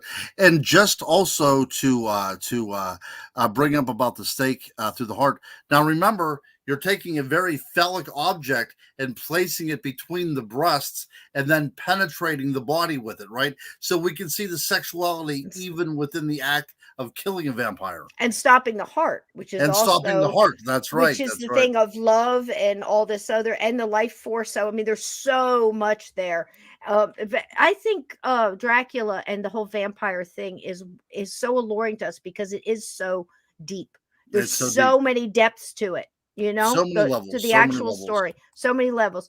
So we start getting into the modern more feel of the vampire, and again, we kind of like our vampires in tuxedos and tails, and maybe possibly even a top hat and cane. But I'm going to tell you, folks, the monster's nothing to shake a stick at. And I'll tell you something I did today that'll emphasize that. So we start getting in the 70s. We're even getting soap operas, The Dark Shadows. Boris Karloff was all in on this. What was his name? Collins. Somebody in the chat give it to me. I lost it. Barnabas Oh, Collins. one or the other. Barnabas Collins. He was all in. I used to come home from school, from kindergarten to first grade, and watch this with my grandma. Then we've got like our 70s. Now, this actually came out in the 70s, 79, I believe, but it came out as a mini series. I can assure you, I was in high school at the time. That's all we talked about. But it That's right. brought in that whole him being shipped in the coffin, having his Renfield, his keeper, his valet, his butler, whatever, his keeper basically for daytime. Mhm. And it really brought home the scary and the getting bit. And I think this one also brought in the fear upon a town and that whole, they started bringing in that whole sorrowful feel to it. When somebody was, oh God, you got bit. We know what's That's right. coming. That's Saw a right. lot of that in Salem's Lot. Fright Night was fun, but I'll tell you Wow. something. It had a lot of good aspects in it. As you can see, all the characters in here, they started bringing in the wolf, where the vampire not only shapeshift to a bat, but a wolf. It started combining those things a little bit in Fright Night. So, that was pretty cool. Lost Boys, I got to tell you, man, it's one of my favorites. How about Mine you, too. Ron? Mine Yeah, too. But the so good. soundtrack alone, this was Oh, quintessential 80s, right? mhm. This is what the 80s was all about. If you watch if you ever have a history class later on, especially those people that were born in the 2000s, play Lost Boys, because Absolutely. this is the 80s right here. It is. It is. And it was, Santa Clara. It was a murder capital of the world. It was based No. loosely based on, what was the town in, I can't remember, but because it was a murder capital. There was a lot of people getting killed out there. It was a seaside town, but the really good thing about this was it had a way of showing you that sorrowful side, like with Star and Little Laddie, that were half vampires. They weren't completely turned yet because they hadn't chosen to kill, and but they had been bitten. And if this brought in, if you kill the main vampire, Right, everybody comes right, back. And it was right. just like, wow. And I think this one really brought that home. I don't know how you It felt about does. that. This one was fun. Bill Paxton. I don't know if you love Near Dark, but man, if you haven't seen Near Dark, go see it. It was just young vampires at their best, and old desert bars and stuff. Right, Very much like Dusk Till Dawn. right. Similar, And it similar. was also directed by a woman. So this is one of the few vampire movies was directed by a woman. So you can see her take on things, and it's a really interesting movie. It is. I really like it. So you didn't see. Now this one was really good because you got the whole 30 days a night with it being in Alaska. Mm. Holy shit, guys! The night lasts 30 days. You see what I'm saying? So great. It was a great little movie. If you hadn't seen it, watch it. Now, this one is John Carpenter's shot at vampires. And Mm. I watched it yesterday in full. You can watch it on YouTube for free. Watch it because it's got James Woods in it as the head dude. And this one, I think, I could be mistaken, is more from the vantage point of the vampire slayers as a group going out and slaying vampires for the church. Do you remember seeing this one? I do. Oh yeah, absolutely. That's And exactly the it. church, I don't want to give it up, spoiler alert, so cover your ears. It comes around that the church itself has been compromised, which I absolutely believe is more fact than fiction. But here's another one. And it also, Ron, reaches back to that old demon, the Valak, that whole demon thing of, again, sacrificing children, bringing in that whole thing. And now that they've pulled this whole, the nun with the conjuring, Mhm. same demon, same demon. So Really? I did not yeah, know that. Oh, yes, wow. yeah, Valak or Valik. And Oh, that goes way back too in our digging on vampires. That goes way back too. yeah. Well, when Yeah, we were talking about Lilith, being a right. deified goddess, right? And yeah, absolutely. So this is a cool show because we're coming full circle, which Yep. always wraps things up nicely. Yep. Now, I got to tell you, if you're going to talk vampire movies to me, this is the definitive, in my opinion, not only because it took everything good from the Bram Stoker and brought it to life. And I'm telling you what, Gary Oldman, stem to stern, all the different aspects of what Dracula is, all the different characters he is, from the guy with the bouffant hair to the monster itself to the guy in the top hat that can't barely walk past women before they're breathing heavy and heaving because his pheromones are just Mhm. off the charts. What did you think about this one? I mean, I Oh, think it was beautifully done. my favorite, hands Yep. down. Just the look of it. Whenever Hmm. they opened up at the very beginning to show Dracula as Right. Vlad, and they all work in miniature, so it's very disorienting as well too. And I Uh-huh. remember I was going to college down in Pittsburgh whenever I saw this for the first time, and I went to a midnight showing, and I thought, oh man, I don't want to sit through this. Keanu Reeves, all this kind of stuff. Oh yeah. Immediately, I was transfixed by these. I was under the vampire's hypnotic gaze from the very beginning, and Hmm. this is not only my guilty pleasure. This is one of those things that I am very open about. I try to watch this at least a couple times a year because I really enjoy it that much, and Yeah. it really does follow the novel. I mean, Yep. this is the novel, but better, and I Yeah. can't believe I'm Yeah. saying that. So So true, because it shows you the traveling. We're not that interested in traveling anymore. So they hinted at it, they brought it through, they told the story, but they didn't emphasize on it with having to describe everything. We could see it. And I think that's the part that people lost themselves if in the novel. Like we that's right. talked in the beginning about the traveling was so important then because That's people right. couldn't. And now we just show me, show me, show me. And it really gave a lot of meat to the character Right. playing and Right. everything else. And here we have, if you can see in the red, Now, this was one of the things they were most disappointed in is the making of the outfit was the red armor. Yeah, Remember that? Because it it was looked like supposed to show muscle. Yeah, muscle. Yeah, it was supposed to show. I loved it. I have no, criticisms on that at all. But if you look at the picture, what does that remind you of? The Battle of Vlad. You could mm. see people in the background impaled. You saw different things going on, and it was definitely a reference, I believe, to the Vlad the Impaler. Oh, But I sure, could be without a wrong. doubt, without a doubt. I could be wrong on that. Now, this one, you're going to hate me, but I'm going to give you the honest thing on this. I've heard people review this and they said, oh, it was lovely because you got to feel what it was like to be in the vampire. You got to understand. Listen, I'm going to tell you something. Anne Rice herself, when they told her who was cast in this movie, about puked. And Mm. that's a fact. That's from friends. That's from her. That's from, she was very supportive about it. And I did not read the novel, so I cannot compare the two. I couldn't bear to do it again. I think that the best vampire in this whole thing was Antonio Banderas. Oh, without a doubt, without a doubt. And everybody else was just, I don't want to be a vampire. Mm. So hard. So I kind of liked it for the historical part of it. I thought it was very much she was probably leaning a little. Well, she was a romantic, erotic author before she did this, so she had to get that feel in there. But it's Tom Cruise doing the cheek, so it's stop it. But as far as I'm concerned, it was as far away from the Dracula feel and more, like I said, I don't want to be a vampire with some history. What do you think, Ron? No. This was without this movie, you would not have the sparkling vampires from. You would not have it. This is the idealization of the vampire. This is the sanitation of the vampire.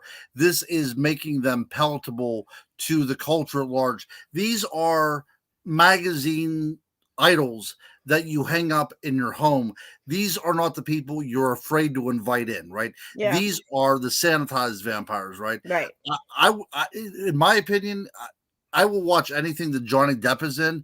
I would love to see Johnny Depp in the movie like this. I think he would have done a good job. Could have, But yeah. yeah, he could have. But yeah, really, somebody had said in here about too about Kirsten Dunst, and I forget who said that. She was brilliant, and this was a young. She kid. actually did really good in the movie. She really did. She did. Yeah. And Antonio Banderas. But this Whole movie, yep, just didn't running his capture me. hand through the flame, just to feel. That's right. That little bit of that.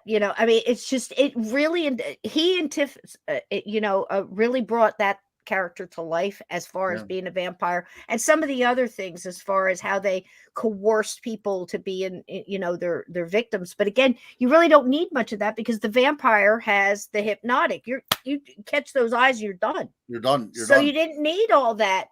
Let me talk you into this and that. Stop it. Underworld, wonderfully done. All of them, and it brings together the whole world of the werewolf and the vampire. What did you think my here, Ron? goodness, yeah. So good. It's like it's like being in a candy store, right? So Yeah. they did really well. And briefly, as we touched on, folks, I hate to say it, but vampires exist, and whether they're the ones that are immortal and drink blood to stay alive and live for centuries and whatever, I cannot tell you. But if you ask anybody in New Orleans, are vampires real? They're going to say yes. Here's some of the bars. Here's some of the actual people. There are tours. There is, like Ron said, if you want to get your blood drank tonight, you can, 1-800 whatever, and go to one of these bars. And I don't understand it, but it's a life. It's like anything. It's like any gang, good or bad. You want to be a part of something if you have a certain feeling and you find your tribe. And I'm sure a lot of this is harmless and consenting and all that stuff, but it's quite creepy. It is quite creepy. Something that I do not get into myself. Whenever I was writing my book, I did interview a few people who are in this lifestyle, and it is quite eye-opening. So whenever people ask me, like whenever they talk about Bigfoot and things, does this stuff exist? I can, unequivocally say Yes. that the vampire does exist because people identify as vampires. So if you want to go, like you said, Tokyo, New York, Louisiana, coming soon to Gettysburg. You and I, a Yeah. vampire. Yep. All these places are hosting people who identify as vampires. So certainly they exist. And of course, we cannot forget that throughout history, there have been people, serial killers, who did the killing because they believed that they were vampires as well too. The Night Stalker, Richard Ramirez out in Yes. California. Yes. I'm going to be doing a vampire talk in Harlan, Kentucky, the second weekend of October, and I'm going to be talking about a vampire clan down there as well. So around the world, in Scotland, there was a famous one too, and I'm trying to remember what their names were, and I can't think of it right now. But Oh there was gosh. it was in the Highlands, I do believe, that would wait. They would hang out in the cave and they would eat people that would come across their lair. But throughout history, there always have been people. Even the Donner Party, Yes. to some extent, where it could have been classified as vampires. Right, right. And there's lots of different cannibalization. And Aztecs used to eat the heart out of people. There's people that ate certain organs, many, many, many Native American and other tribal customs were to ingest the knowledge, the energy, and the life force of the thing that they killed. Sure. So it's not far reaching. The only crazy thing out of this whole thing I can say is Jacques Saint Germain and Count Saint Germain. Now that is a story that I'm going to dig in tomorrow night. I'm sure Ron knows it, with Steve Stockton. And we're going to tell the story of him, and maybe when Ron comes back, we could touch on that. But I don't want to keep him anymore tonight. I promised him 10 o'clock. But I did have two quick things. So Jacques Saint Germain, do you think it's possible? I do. Oh, I do too. I'm in this field. I told you at the very beginning, love it. I'm a fan. I think there are more things in heaven and earth that are dreamt of in our philosophy, Horatio. Right. So I do believe that is indeed the case. And here in this show, what we like to do is the wonder of it all. We like to say what if, and we like to sort it out and figure it out. It's like we can put it in that little protection box. Okay, I understand this monster. I've got all the details. I've thrown out I'm no longer taking baths. I've thrown out my welcome mat. I've got garlic. I've got my holy water and my crosses and everything else, and we're good tonight. There's nothing under the bed. But keep your closet door shut because things go bump in the night. So Ron has generously, and I hope you're still going to stick to that. He's going to give me dates. He can come back on a Sunday night like this. We're going to do it again, but we're going to go through each of his books. And before we leave, I got a quick 2-minute that I did for Ron, and to tell you, if you're not familiar with his books, what has this man been writing about? Ron, 2 minutes, you good? Oh, go ahead. Yes. Just for you, baby.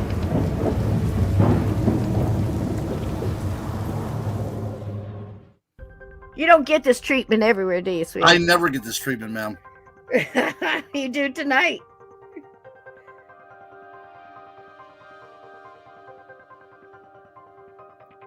On witches. On Dogman. Woo! Look at that. The unexplained world of the Chestnut Ridge. On ghosts. That's our favorite subject here, Ron. On vampires, we thoroughly bit that one. Right in the ass.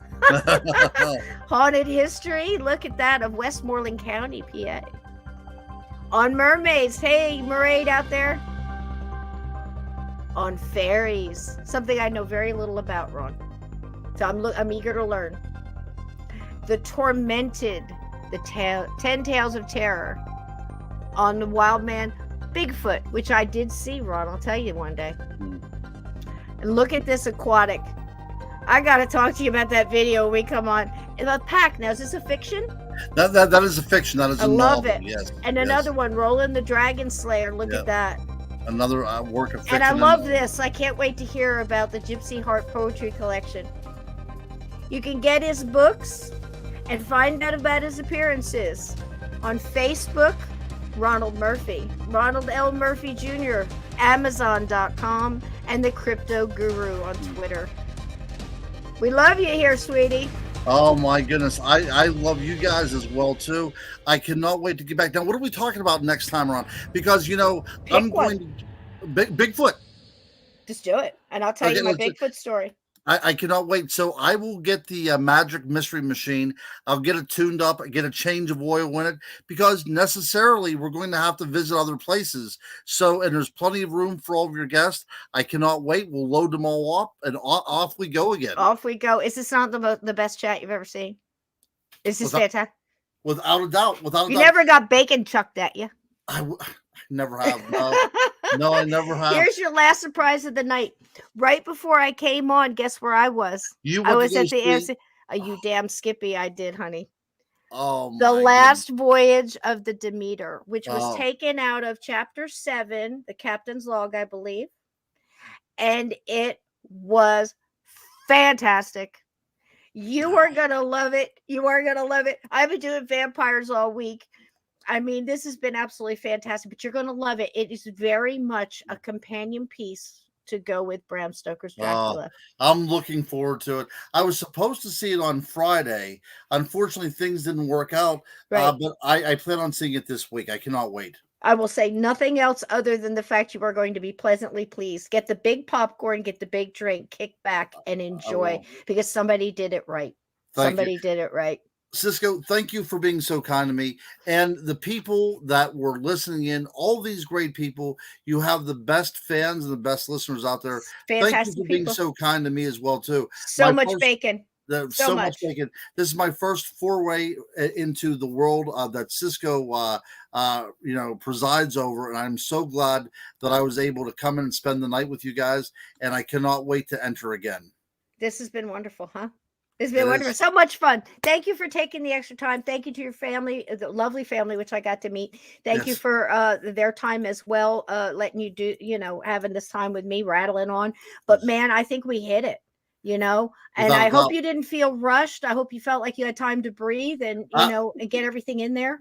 Yeah, this could have actually went on for another hour or so. You know that, right? Yeah. So we might have to revisit this again sometime, which I have no problem doing that as well. I am wide open to this. Can't wait for the next one. Like I said, we're going to do Bigfoot next time, guys. And we love the hairy man here. Thank you so much for your time. Thank you, my dear. Thank you, guys. I'm going to get everybody out. Go get some sleep. Have a wonderful day tomorrow and start drawing up the plans for that bar, honey. Well, we will do that. Bye-bye, guys. Bye-bye, everybody. All right, guys, let's see. What are we going to have tonight on the way out? I am so sorry Ted left. There's some things that Ted just doesn't want to hear about. We absolutely understand that. Everybody is welcome to make their own, but tell me if that isn't the most fabulous guest. We have the best guests here. We are graced with, their wisdom and, their interests and what they've researched their whole lives. Ron's been doing this for so long. And I love having guests on here that have spent, 40, 50 years in the things that they look into. Also, a lot of these things he's going to talk about, I know very little of. I know just a little bit about fairies and lore. I know a little bit about this, a little bit about that. I know very little about the aquatic cryptids. I know very little about some of the other things, werewolf, but I'm going to be looking into that. I'm going to be doing the Bigfoot.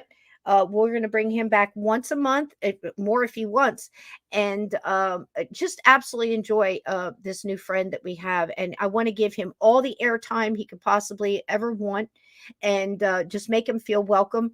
I hope you like the slides. I think we did them all. There's a couple there about the vampire. In fact, you know what? I want to go back over that so I don't lose them. If you don't mind, in 5 more minutes. That way you had the thorough. We want to make sure you had the thorough vampire experience here, as if we didn't cover it all. But there was a couple of things I wanted to leave you with, because every time we talk about something dark, we always. Oh, there's that twisted bitch again. Ain't that something about the bathtub? What'd you think? It dawned on me just the other day, and I thought, oh my gosh, I've known her story all this time. That twisted bitch who killed all those people and then soaked in their blood, take a battery. What? Oh no. Did we really name taking a bath after her? I just don't feel good about that. I feel like we're honoring somebody all this time. I mean, even quietly. But there it is. What do you think? I love that bathtub. How much you love that bathtub? I mean, no joke, right? Even looking at sitting on these like the metal enameled legs here and stuff in the blue. Wow, that's really they don't make them like that anymore, do they, guys? Okay, so we went over its strengths. And I don't know that I hit this one. The immense physical strength. Now that's a big one with him with vampires, right? Vampires are incredibly nimble, fast, and possess genuine physical strength of an Olympic lifter. In other words, a vampire has all the traits of a perfect warrior. You know, and again, if you see the last voyage of the Demeter, you'll see that in full HD. Trust me. The stealthiness is also creepy, right? In Bram Stoker's Dracula, it was very, very forthright, brought it all in there. They tried to do a little bit of it in the Dracula one, but they were very held back in 1937. You know, it's been shown all the way through. Some of the scary ones that show that a lot, Dusk Till Dawn, what we mentioned earlier, um, oh gosh, what was it called? The one with Bill Paxton, Near Dark. It almost like 28 Days brought the zombie to where it started running, and the X what was that one, the X Factor? I can't remember what it was called, with the zombies where they really started to move fast. I'm like, oh hell, I'm out of here. When they start moving fast like that, it's like having the Mummy all of a sudden. So thank you, D-Rock. It's like having the Mummy all of a sudden start running, because the only thing about the Mummy, Steve Stockton and I say it all the time, just, run. But anyway, it's creepy. So the stealthiness, like a ninja, like a freaking ninja, this bastard. I mean, how many different things does this one cryptid or whatever you want to call it, monster get? It's like he got them all, right? Vampires are slender and light, plus they've adjusted to seeing in the darkness, so we've got that too. They also have the two sharp 2 to 3 inch long teeth. Now they make them really short in some of them, like Salem's Lot, in the Underworld, also in Dracula, Bram Stoker's Dracula. They, when he's in his form, they're long, you know.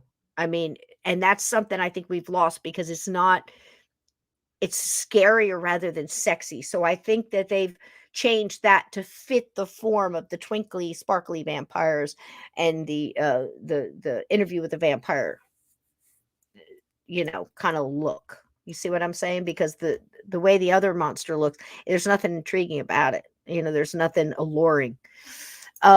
Superhuman speed. Vampires can move in a blur of speed so fast the human eye is often not able to see it. Much like, I guess, Vision with a dog whistle, right? Okay. Immortality. That's a great picture of vamp right there. Somebody drew. It's wonderful. I didn't get the artist's name. I'm sorry. But some of these things, they go out and you can't give them credit. So whoever did this, if you're seeing it, it's beautiful work. Immortality. It is believed that vampires are immortal. As long as they feed regularly, a vampire can be killed via a stake to the heart or removal of the heart or brain. So taking off their head, staking them in the heart, shooting them in the heart in some cases. In Lost Boys, some of the vampires were killed because the grandfather who owned the house where the family was staying was a taxidermist. And they had all of these taxidermy heads and, on, deers with antlers and stuff like that all along the top. And when they were fighting, one got pushed. And I'm watching him. It was actually the David, who was Kiefer Sutherland's character. And he got put on these stakes, but it missed his heart. I'm going, damn. There's like 2 horns that came out and it went right through him, but his heart was in the middle. And I'm like, that wouldn't kill a vampire, kill a regular human, but you're supposed to hit him in the heart. We'll let it slide because it was Kiefer Sutherland and Lost Boys. So, but it's an observation. It would have been better if it was like a unicorn. It was just, unicorn, or not a unicorn. Unicorns aren't real, Cisco. Like or maybe they are, who knows, a hippo or something, like a one horn thing. That would have been better, been more sticking to the rules. So anyway, that whole thing's got a lot of little Easter eggs and stuff in it. Did you know that in Lost Boys, if you're familiar with the movie, when they're jumping off the bridge and they're going, "Come on, Michael, come on, you're one of us. Come on, Michael." And there's a train coming and there's, fog. It's always in the fog, guys. I'm telling you. And there's water below and it's a big drop and Michael's like panicking. It's a real intense moment, in the big scene in the movie. And the vampires start leaping off. That's the order in which they die as well. So anyway, there's all kinds of little stuff like that. And a little extra on Lost Boys. I have heard scuttlebutt that they are in the works right now, not a remake of Lost Boys. That would have upset me greatly, and I wouldn't have watched it. I'm a stickler like that. Leave that one alone. What they're doing is smart. They're going back and doing like a prequel, and they're going to do the origin stories on how the Lost Boys became Lost Boys. So I'm like, okay, that one I'm in for it, but you got to do it right. So how about that? So healing. Now, people forget about this one. They can heal from most injuries relatively quickly as long as they have fed recently. This one helped me out watching the movie I just got back from seeing. If a vampire has not fed recently, healing takes longer. If stabbed with a holy item or silver, healing will take longer and at times cause pain to a vampire. Didn't know that one, did you? So I guess that's a lot of cases. That's why they make the stakes out of crosses and things like that. But here's the deal. Here's the deal. And this is the difference. And they did show it kind of sort of in this movie, but we've seen it in the opposite in the Last Voyage of the Demeter. But we've also seen the opposites in a lot of movies too. And this is the clincher. The person wielding the weapon has got to have faith in it.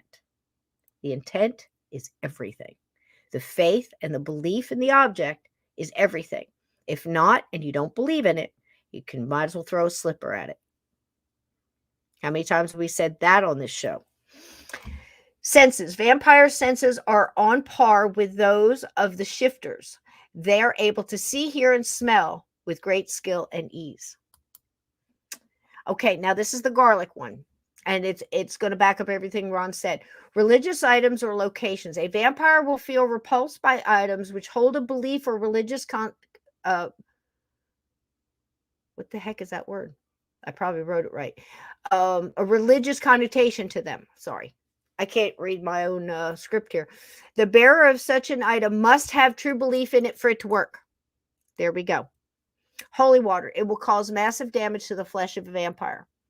Sunlight. Vamps will feel pain and will burn if touched by sunlight. If contact for too long, they have been known to combust and turn to ash, which we've seen in multiple ones. In fact, in John Carpenter's Vampire, one of their ways of being vampire killers, it sounds awful, but it's again, they got into that whole disconnect jaded part of it. Like, we're here to do a job and this is what we're doing.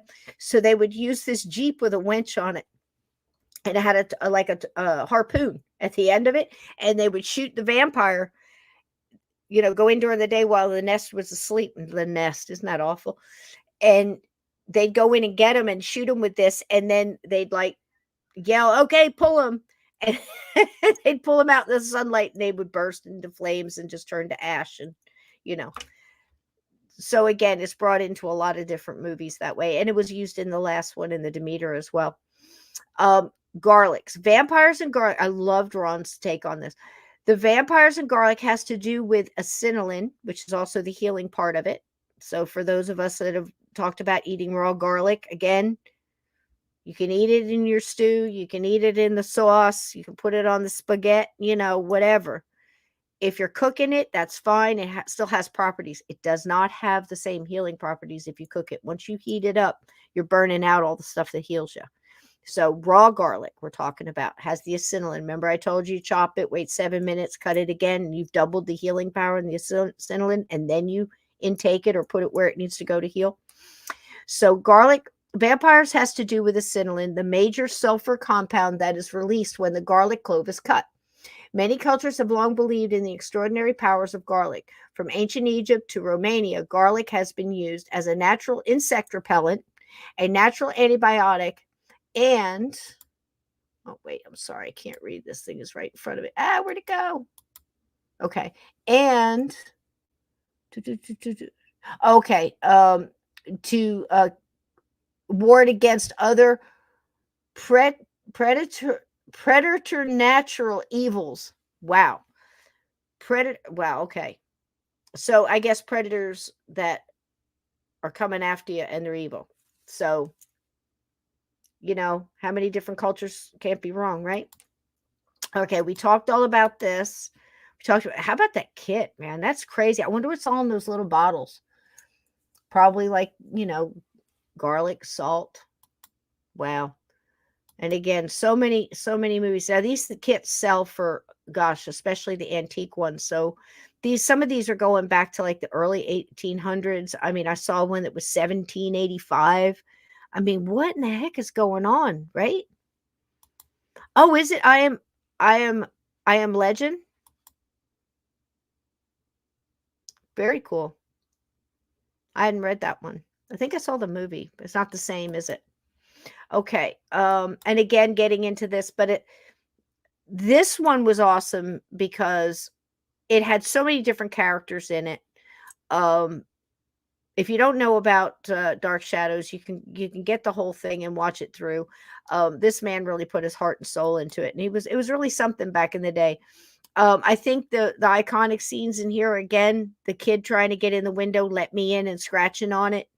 You know, I love the fact that his room had all the Universal monster posters. You can see the old Universal Wolfman here in the room. It's just a normal kid, you know. Scary. Fright Night was great. Lost Boys we talked about. Near Dark, go see it if you had 30 Days of Night. Very well done. A new twist on it, but man, think about that Alaska. The night lasts for man, what a take, right? And again, I just watched this the other day. Not bad, but it does go back to the whole Valak thing. It goes back to the fact that this vampire was was possessed. The person was possessed who became the vampire. Was possessed by that demon, and they killed him. They did something messed up when they were trying to kill him, and they killed the body, or they killed the the, the soul of the human and only left the demon, and there it took over the body and lived it was immortal, right? But that was the whole story there, and the whole quest of the vampire. He's trying to get the black cross that was used in his exorcism, and once he got that, all bets were off.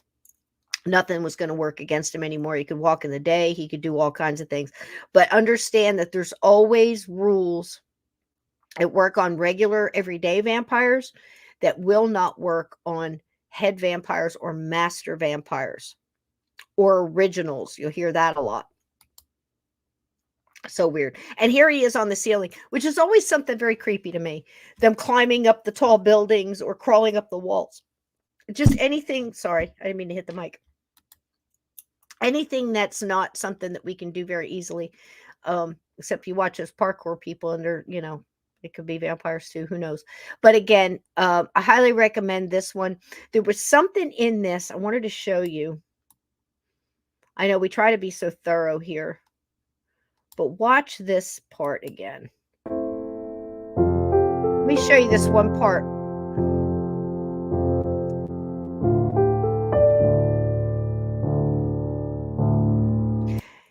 I really wanted to like him in this, and I tried because again, he's playing that whole "you made me a monster and I'm eating poodles," and I'm not thrilled about this, and rats and things like that. And they're trying to exist with morals, and it's just so hard. I love the history. Something else I learned from this too, and made me think about it. I know it sounds strange, but it's me. As I'm watching it, they really threw home the whole "you're gonna stay the way you looked when you returned." And Kirsten Dunst's character goes through this whole thing where she's angry about it. She can't change her hair, so she cuts it all off, and then it all grows back. That emphasized between that and ghosts coming back in the clothes that they were buried in, or the clothes that they died in if they're in their death state, made me start thinking about the things I wore every day, and that whole saying of I wouldn't be caught dead in that. How many of us older folks remember that one? Wouldn't be caught dead in that. Well, I think it holds a little bit, because if I'm going to be stuck in something, I don't want it to be the old sweatpants that's got the nail polish and stuff all over it. You know what I mean? So think about that. You might want to consider. I know people that have purchased their outfits, you know, and I know Aunt Edna wants to just be naked. So there you go. But think about that. Here's the other part I wanted to show you. Let me see if I'm far enough here. That part, Antonio Banderas, man, come on. These kids were good. They were good. Kiefer really had a run back then, man. He was in a lot of good stuff. Stand By Me. I'm trying to get to this one part I want to show you here. It's really well done. I'm going to go back and watch. I think there's 4 of them now. Love the actor who plays Victor in this, the head vampire.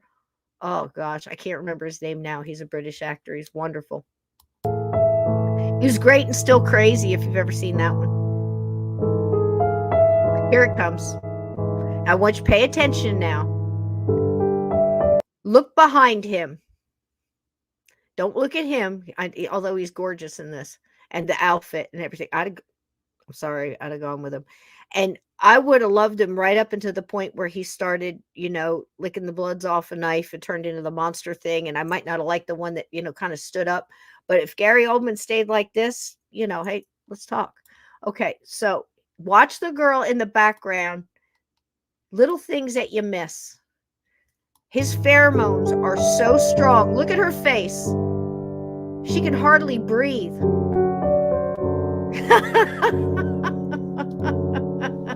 You see what I mean? Look at her.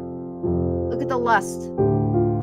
I mean, incredible. And I think my son is right. That one right there must have been filmed backwards. Watch her get in and out. It looks like they filmed it. See? Up and out and back in. I think they filmed it backwards. But so well done with that. And, you're just watching in the background and you're watching this girl, and the guys she's with is talking to her. She can't even pay attention to him. He's just standing there trying to get Mina, or whatever her name was in the movie. He's like, that's the scene where he looks and he uses his telepathic abilities and he says, see me now. And she does. She turns around and she looks at him. She feels it. She hears him. But the woman behind him, she can barely breathe. Oh my gosh, what's this guy? She's practically, this is like fire burning there, baby. But anyway, I thought I'd share that with you. It was fun. So it was big on that. I mean, it really put that out there. And of course, Gary Oldman. I can't think of anybody else that could have done this and done the job he did. The only one I could think of, it would be hard to picture him in this, but I bet he could pull it off, and it'd be Tom Hardy. But the level of acting, you're not going to get all the way through, all the different personalities. He changed each time, and he became a little bit more Dracula as time went on, and you really saw the different phases of it. It was very well done. I think that's it, guys. I think I covered it all. Tomorrow night, I'm going to do Jacques Saint Germain in search of, with our friend Leonard Nimoy. So hopefully Ted will be back. And I'm going to see what Steve Stockton knows about it, because that story, if you don't know about it, I've been kind of digging into a little bit this week on it. And it's pretty deep. There's a lot of compelling information and facts on it. We'll sit with Leonard and see what they knew back in the 70s, what I can bring up that's happened recently, tell you a few things I've learned about it, and we'll have some fun with that. But I think there are people that have, whether they're alchemists or found the fountain of youth, or whatever it may be. I know it's not the first time we've heard of people getting an essence from other people's blood. I mean, what's a blood transfusion? You see, there's a definite difference between what we started talking about as far as the things that Ron said that we found in the cage out in by Cheddar in England, and the ghost caves.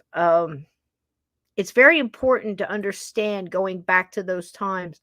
It's easy to think, okay, well, they were cannibals, but what were the Aztecs doing when they were sacrificing and cutting out somebody's heart and saving the blood and things like that?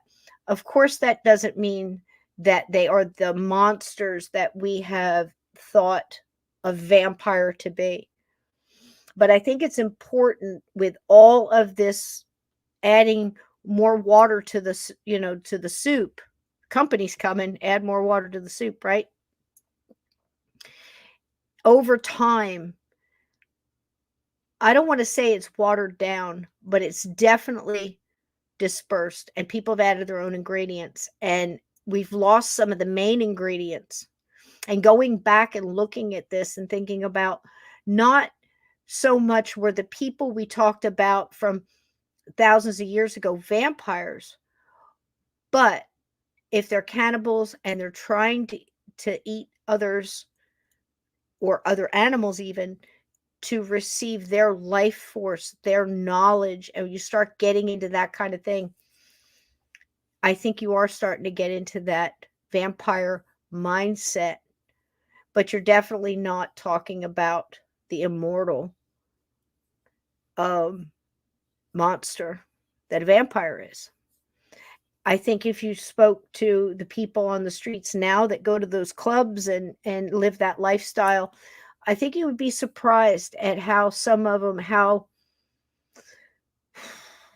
what's the word?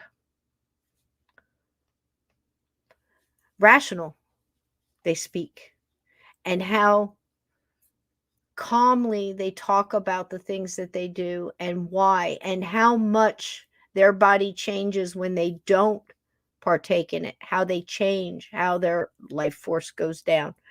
I don't understand any of that. But again, they're not the vampires we're talking about as portrayed in Bram Stoker's Dracula. Do those vampires exist? I think it's possible, because there's been many times throughout history that has been said. And if a vampire had all those qualities and had many lifetimes to learn his trait, it's very possible that something like that could exist in today's world without a doubt. Serial killers go on forever and don't have any of those traits or the knowledge of that kind of time. You see?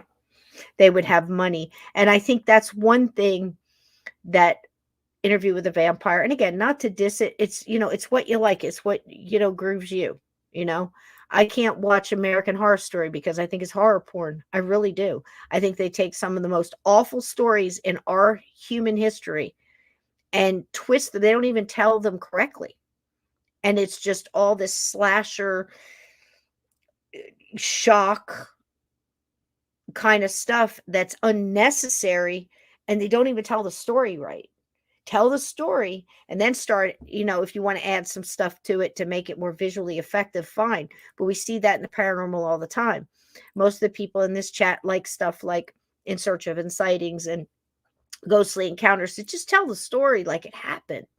You don't have to add in the demon breathing on your neck. And the girl just said, I felt like I was being watched. She didn't say anything about a demon sitting behind her.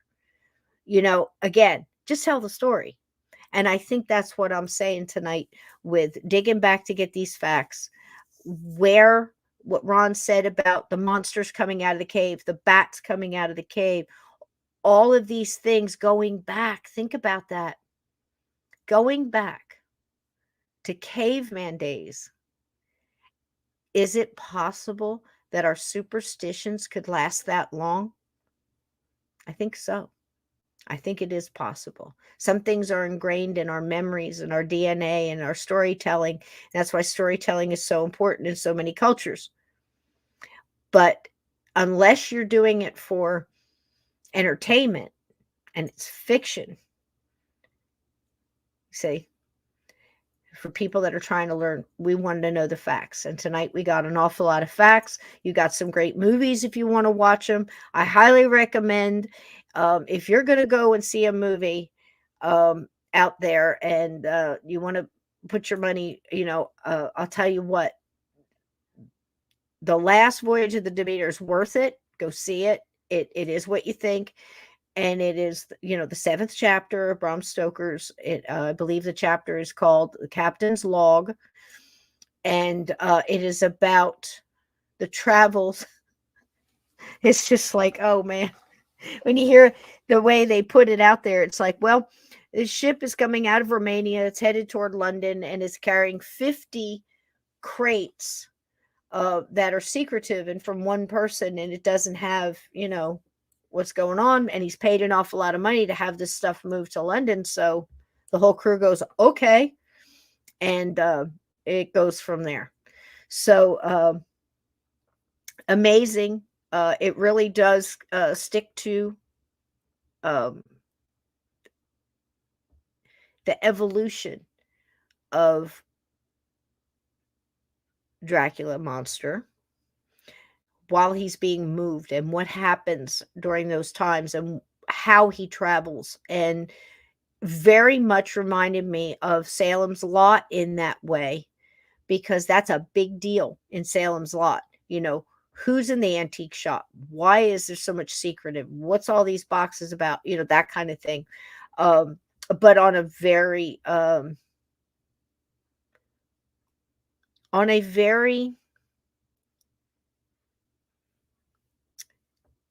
historically accurate way for the time.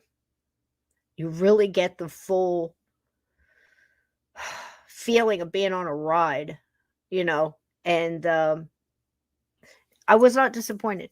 And that's hard for me to go to see something like this. And, I can't say that I know the whole chapter by heart and it stuck to the chapter. I'm not saying that. I'm saying it stuck to the character. It did the character justice as far as everything I just read here and what you would expect. It just didn't have some fancy tuxedo wearing, whatever, with the cape with the red satin lining kind of deal, come in and start, bopping off prostitutes. It's just, it let it breathe, and it gave the story time to tell. And you actually, if you paid attention, you could see the progression of strength and ability in it. And if, like I said, if you just know the ways to win over something like this, and the things to do and not to do, you could have got a hold of it. But the thing is human beings tend to process things like this slow, and especially in a chaotic environment, whether it be an instant tragedy like we've often seen in those wonderful 1970s, 1980s disaster films, how the human being, their character breaks down or rises to the occasion. There's a lot of that going on, and that's a lot of wasted time. It's a lot of wasted time. So, you got to think, okay, war, big ship, here we go, heads on pikes.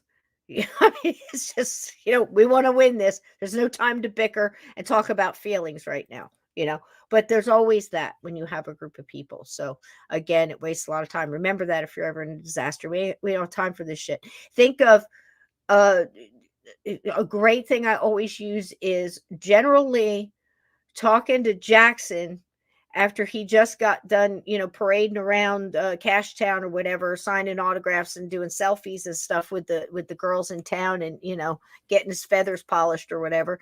And he comes in, and it's second day of the battle, and General Lee is totally left blind because his whole cavalry is prancing around in Cashtown.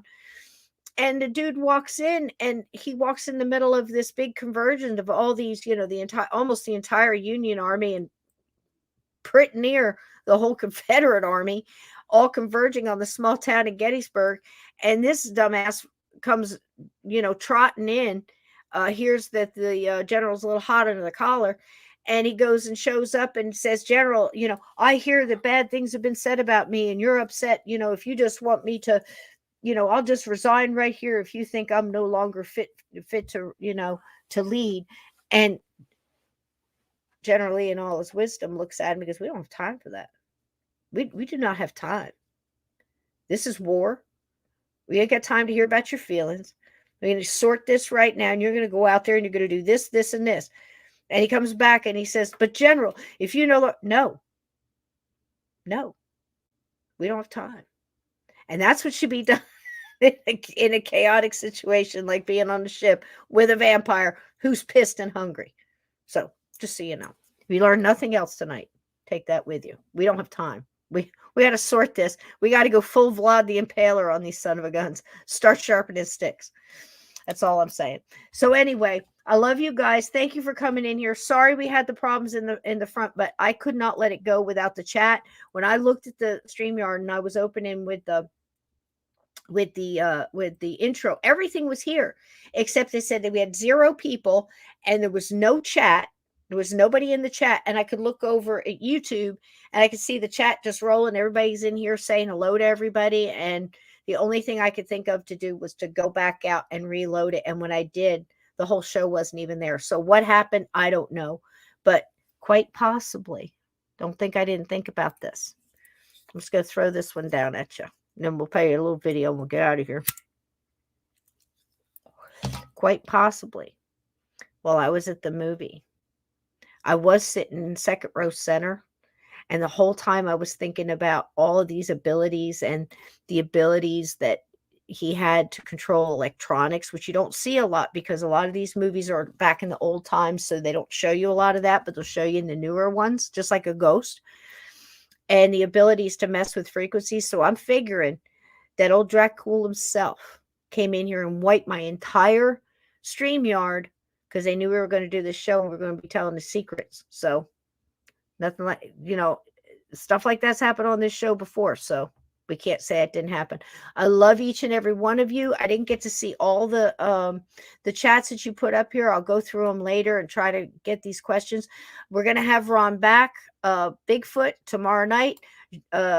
Jacques, the Count Saint Germain and Jacques Saint Germain. Is he really a vampire or was he an alchemist that just found the elixir of life? I don't know. And what are they saying about him in New Orleans now? Okay, so I'll get that Leonard Nimoy up and we'll get Steve Stockton in here and we'll ask him what he thinks about vampires.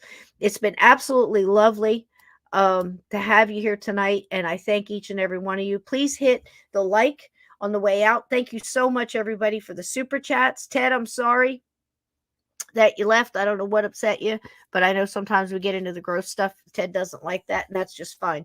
Ted likes to stay in the light. And again, we stay in the light. We know how to beat it. Eat your garlic. There you go. Get ready to welcome Matt. And for the love of God, take showers, because now we know why they call it a bath. All right? And if you get a chance, watch some of these great movies, because like Ron said, we all like to be scared, and we like to have fun, and we like to be able to go to our rooms at night and turn off the light and understand that nothing's going to grab our feet if it sticks out of the covers. Not, because we know things go bump in the night around here, right? See you tomorrow, Cisco. Oh, you too, Catheta. We're going to, if you see Steve tonight, tell him we're going to do Jacques Saint Germain and some vampire stuff. Try to find you something funny for on the way out of here.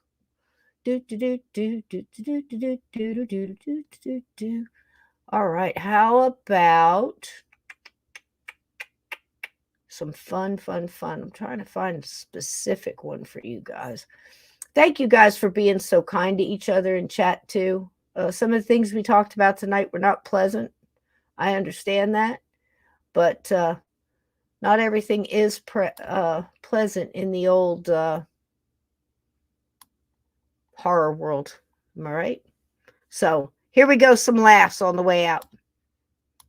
Good night, everybody.